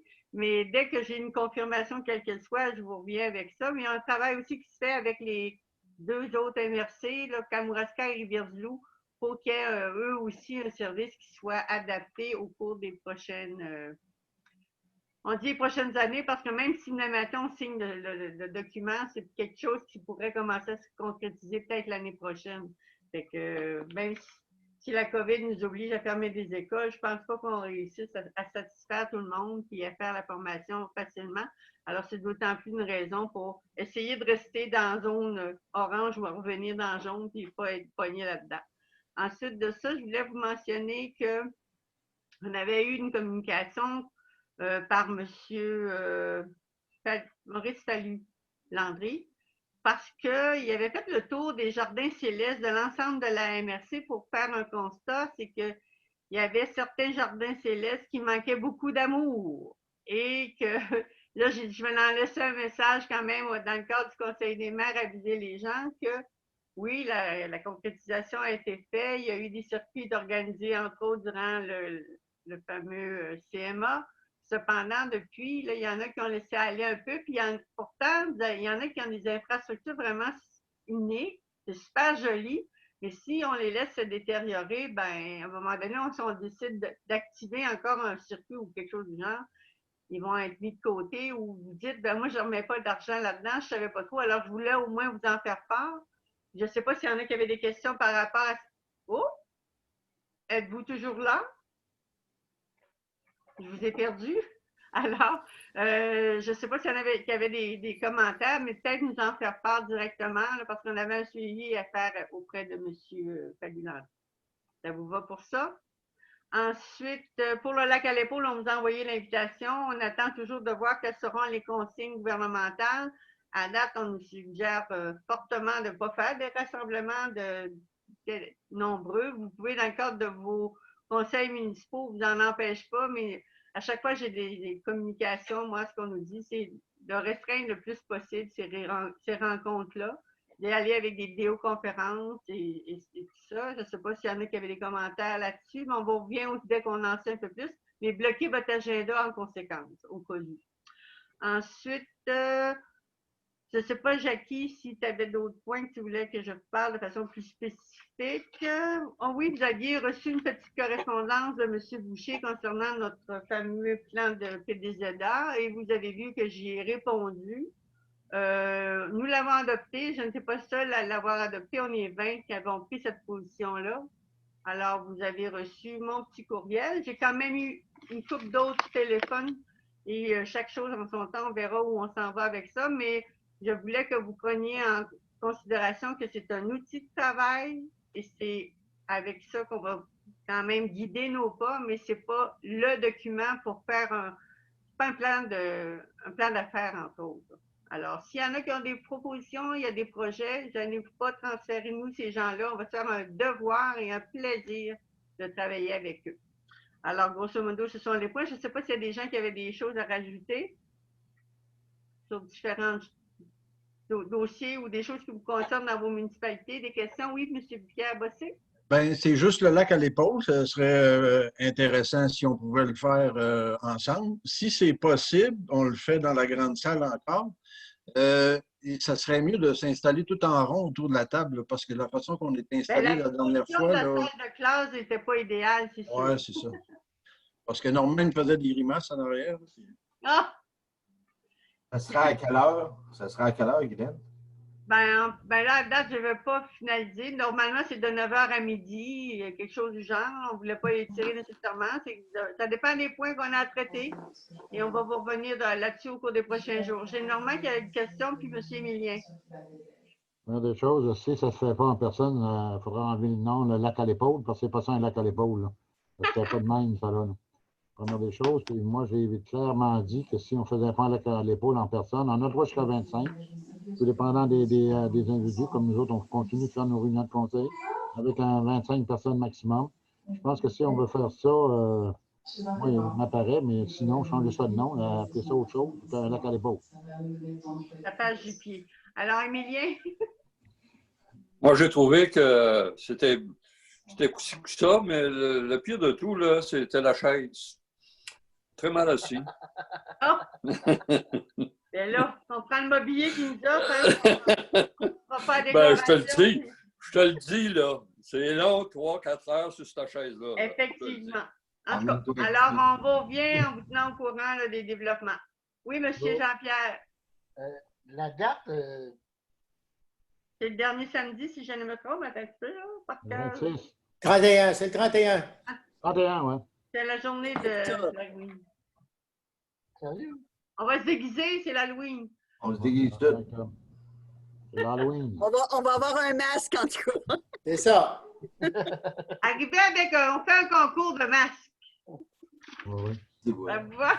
Donc, on poursuit. Si j'ai autre chose qui me revient, je vous reparle tantôt. On va poursuivre avec point 12, nomination de membres pour le CSP, suite au départ de M.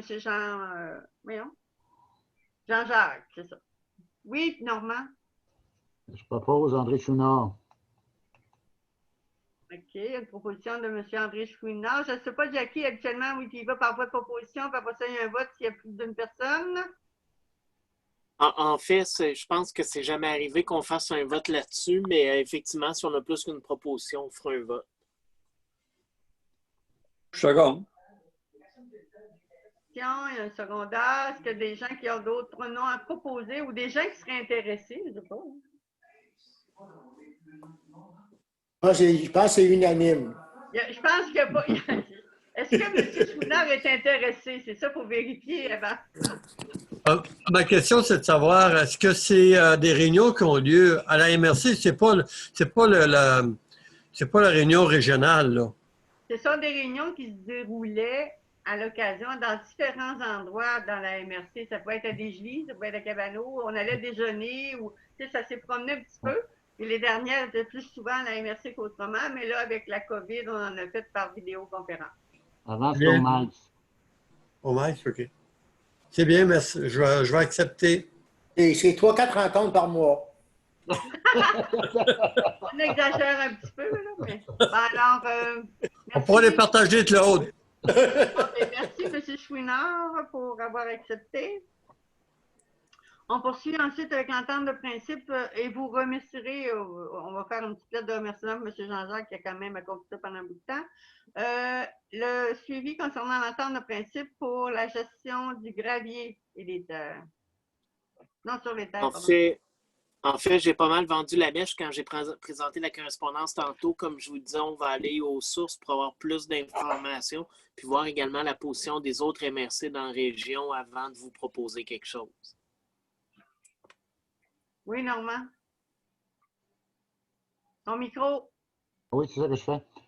Juste une question, Jean-Pierre. Ce serait peut-être bon que lors de la prochaine réunion, parce qu'on a l'entente que tu as posée, c'est quoi c'est quoi les grosses modifications qu'il y a par rapport à l'ancienne entente?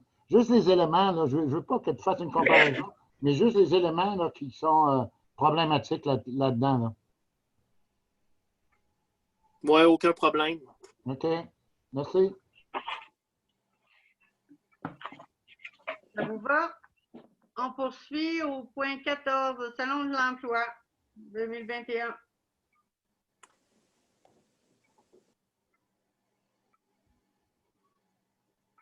Je pense qu'il n'y en aura pas. Hein? Oui.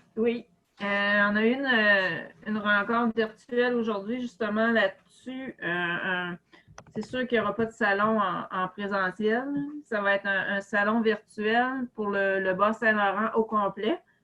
Puis aujourd'hui, ce que nous demandait, c'est de savoir si on était, les partenaires étaient intéressés à s'impliquer financièrement à la même hauteur que par les années précédentes pour le salon.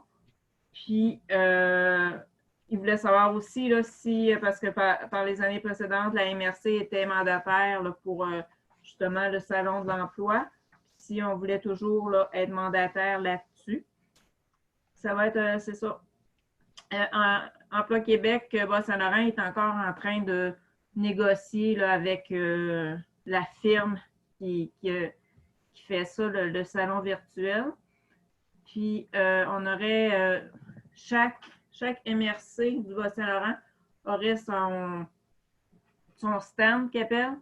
Puis là-dedans, dans chacun de nos partis, on pourra avoir des entreprises de la MRC qui pourraient être partenaires aussi.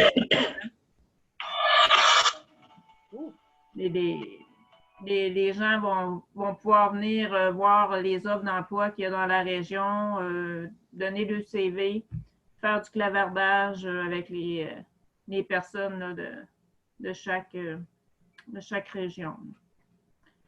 Fait que c'est ça. Fait que c'est pour, si vous êtes d'accord avec ça, ben c'est pour une résolution qui dit que la MRC soit mandataire puis que Jackie est déléguée pour signer les documents s'y rapportant. Il y a Normand qui a une question pour Claude. C'est quoi les coûts de faire un salon de l'emploi virtuel? Qu'on ait les mêmes implications, puis tout ça, c'est ça pour moi là. Je trouve qu'on maintient en tout cas, des activités d'une façon artificielle par ce type en tout cas, de virtuellement, puis là, on nous demande les mêmes implications financières. J'ai beaucoup de difficultés à comprendre ça. C'est vrai que c'est archaïque, là. J'ai passé, là. Je te dirais qu'on était au Témiscouata, un des derniers à faire ça en présentiel. Les autres avaient commencé Rivière-du-Loup. Puis en tout cas, il y en a d'autres qui avaient commencé à faire ça virtuellement parce qu'il n'y en avait plus vraiment là, en présentiel dans les autres MRC. Le coût pour ça, je te dirais que c'est beaucoup plus dispendieux qu'un salon qu'on fait là, en présence. Là. Je ne sais pas à combien ça va, parce que là, il n'y avait pas fini les négociations, parce que normalement, il y a dans un kiosque, en tout cas virtuel, tu as 6 stands. Puis là, il faut qu'il en rajoute 2, fait que ça, c'est des coûts de plus. Puis en tout cas, il y a des choses qui n'avaient pas fini de négocier. Fait que là, c'est comme, ils nous demandent si on est prêt à participer puis tout ça, mais peut-être qu'en bout de ligne, ils ne s'entendront pas avec l'entreprise. Je ne sais pas, là, je peux pas vous répondre à ce moment-ci. Mais moi, ça ne me fait rien de... Est-ce que les firmes qui organisent ça, parce que veut pas qu'il y ait du montage audio-visuel et tout ça qui soit fait, au lieu de louer une salle, ou souvent c'est la municipalité qui a prête ou la commission scolaire, c'est des coûts qu'on n'avait peut-être pas assumés ou à moindre coût. Tandis que là, les firmes qui organisent les salons avec lesquels ils doivent travailler, les coûts sont onéreux. C'est pour ça que ça désorganise les gens. Les gens se disent « Oh, il n'y a plus besoin d'avoir de salle, de ci, de ça », mais les coûts sont faramineux. Il y a Pierre qui a levé la main, peut-être Normand, oui. Ouais. Moi, Vas-y, Pierre. Je voulais juste demander, c'est comment qu'on mettait d'habitude là-dedans? C'est ça. Par les années passées, on mettait 2250 parce qu'il y avait, on mettait 1500 pour le kiosque Vive au Témiscouata, puis il y en avait pour le service de développement. Claude, t'avais-tu d'autres choses? Non, c'est la question que j'avais. Ça répond à ma question. Normand? Moi, ce n'est pas la question du 2250, là. C'est que si c'est nous autres qui, je dirais, c'est nous autres qui portent le dossier comme tel, là, compte tenu de la formule, il faudrait qu'on ait une évaluation de coût à un moment donné, pas qu'on se ramasse à la fin à dire, bien, cette nouvelle formule-là nous coûte, au lieu de 2500, vous allez être obligé de mettre 5000. Là. Oui, mais non, nous autres, ce qu'ils nous ont demandé, là, ben, comme dans ma résolution, de toute façon, moi, j'ai marqué contribution maximale de. OK, c'est bon. On ne pourra pas aller en haut de ça, puis ils ne nous ont pas demandé plus. Bon. Je te dis pas par les prochaines années, peut-être qu'ils nous demanderont plus, mais à ce moment-là, on va savoir comment ça fonctionne, là, parce que là, on n'a pas de... Non, c'est parfait, c'est beau. Un avantage qu'il y a dans cette formule-là, c'est sûr qu'elle est imparfaite, là, mais un avantage qu'il y a, c'est que ça va nous donner des données sur c'est quoi la fréquentation, c'était quoi le profil des gens qui ont postulé ou qui étaient curieux puis qui étaient intéressés par nous autres. Puis ça va nous permettre de faire une vraie bonne évaluation à la fin de est-ce que ça vaut la peine ou pas de le faire là, de façon virtuelle. Et Richard? Vous allez-vous informer si la SADC a embarqué là-dedans? Je pense qu'ils n'embarquent pas cette année. Ben, voyons, c'est Marie-Myriam qu'elle s'appelle, qui était là ce matin, là, puis elle disait que d'après elle, il n'y avait pas de problème pour que pour embarquer, vu que c'était normalement, ils ont mis de l'argent toutes les années et qu'elle ne voyait pas le problème pour. T'en vérifieras avec parce qu'elle n'était pas dans les dernières réunions. Là. Si tu le sais, dis-nous-les. Elle viendra du DG de là-bas. C'est pour moi que je sais. Juste représentant. Normand? Non, ça va, Michel, Normand? Non, je pensais qu'il y avait une question. Alors, oui. Moi, j'en avais une, Guylaine, parce que dans le fond, Michel, tu dois l'avoir si tu dis que c'est le montant de 2250 pour le Témiscouata. J'imagine qu'il y a un montage financier qui est toujours là pour avoir un ordre de grandeur du besoin financier.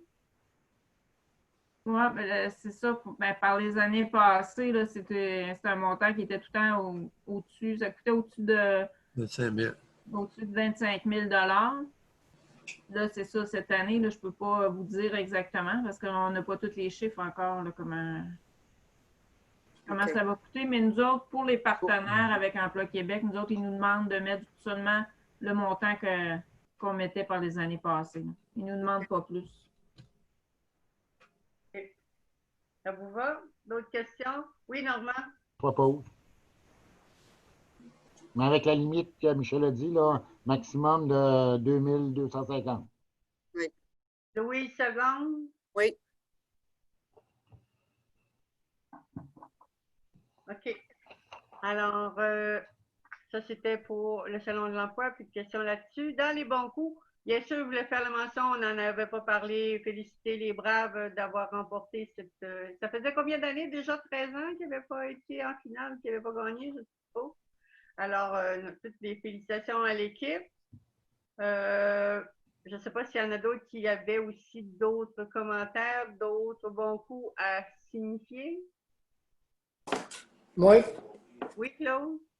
Notre directrice générale, Claudie Levasseur, va être la représentante des DG pour l'ensemble du territoire du KRTB au niveau de la DQM. OK. L'Association des directeurs généraux municipaux du Québec. Oui. D'accord. D'autres qui auraient des points à signifier comme bon coup? Moi, oui, j'ai deux. En temps de COVID, là, je suis assez content. J'ai deux entreprises qui ont investi des gros montants dans notre municipalité, un magasin d'équipement acéricole. Puis après ça, j'ai Mirabière qui a tout part en eux, investi plus qu'1 million. C'est beaucoup pour notre paroisse. C'était plus, je trouve. Surtout, comme tu l'as mentionné, surtout en période de COVID. Félicitations, puis vous leur direz qu'on va les citer en exemple parce que ce n'est pas toujours évident. Ben là, c'est les frais de coûts, les coûts là, qui ont augmenté beaucoup là, depuis qu'on est parti du projet avec là, la réalisation, là, les matériaux, puis attendre après le stock, puis tout, c'est pas évident. Non, je pense que le morceau de bois, juste le 2x4 et 3x6. C'est une fierté. Il y avait Louis, je pense qu'il avait levé la main. Oui, en fait, vous vous souvenez qu'on a parlé dans nos priorités à transmettre à notre député provincial, on avait parlé d'infrastructures de route qui était un besoin partout. Bien, autant Saint-Honoré qui l'avait remarqué, Saint-Louis, Saint-Elzéar de Témiscouata, etc. Bien, notre route de la Providence qui se rend au rang des Préverts est terminée. Et c'est un bon coup parce que c'était déjà déposé, ça faisait plusieurs années. Puis avec la COVID, on est allé chercher un montant supplémentaire. Et donc, ce tronçon-là est terminé et maintenant carrossable de façon adéquate. Et la bonne nouvelle, c'est qu'il n'y aura pas d'impact pour le citoyen dans ce projet-là. Enfin, ça en fait un au moins qu'il n'y aura pas d'impact sur le citoyen. Alors, voilà, je tiens à le partager parce que ça faisait longtemps qu'on attendait ce tronçon-là. Ça fait pas 25 ans? Il me semble que c'est quelque chose comme ça. Ça fait longtemps qu'on entendait parler, moi. Ça fait plusieurs années. Dans mon autre vie, c'est pour ça que je dis ça, là, parce que oui. C'était pas un luxe, c'était vraiment le Kosovo quand on passait là. Oui. Est-ce que, oui, il y a M. Gaston? Bon, mais moi, je voulais vous dire que Vous savez que l'été passé, on a perdu le copropriétaire de Bardeau-Lajoie, M. Denis Lajoie. Bon, fait que là, Louise, elle a réouvert l'entreprise avec ses 60 et quelques employés. C'est en opération. Ça va bien. Ses filles sont là avec elle dans le bureau. Et il y a une comptable qui s'est rajoutée, sa grande sœur qui vient de Ville-des-Gelées, elle s'est rajoutée à l'équipe. Moi, je pense qu'ils forment une bonne équipe, puis ils veulent, ils ont espérance de garder ça ouvert, puis d'essayer de runner ça comme c'était avant. Fait que, on va leur souhaiter le meilleur des succès. Oui. Oui.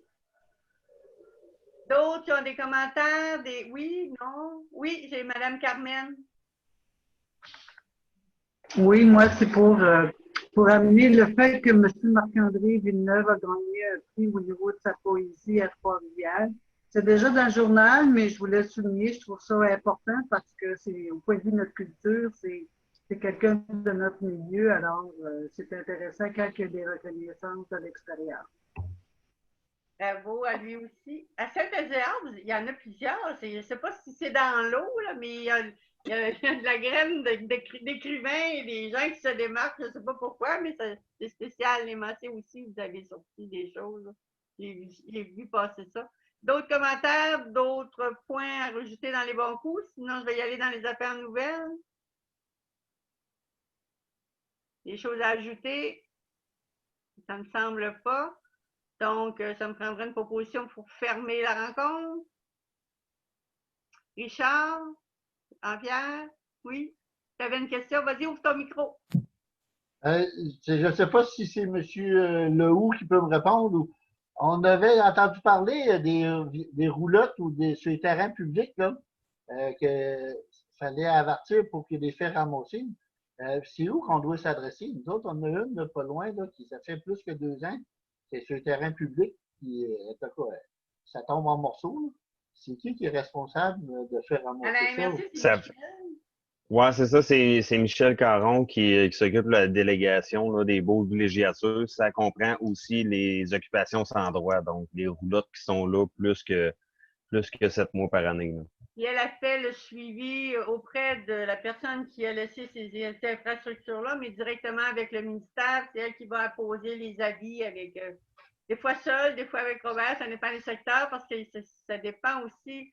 Il y en a qui, ça fait plusieurs fois, qui sont avertis, puis il y en a qui ont aussi été éliminés. Il y en a que le feu a été mis dedans.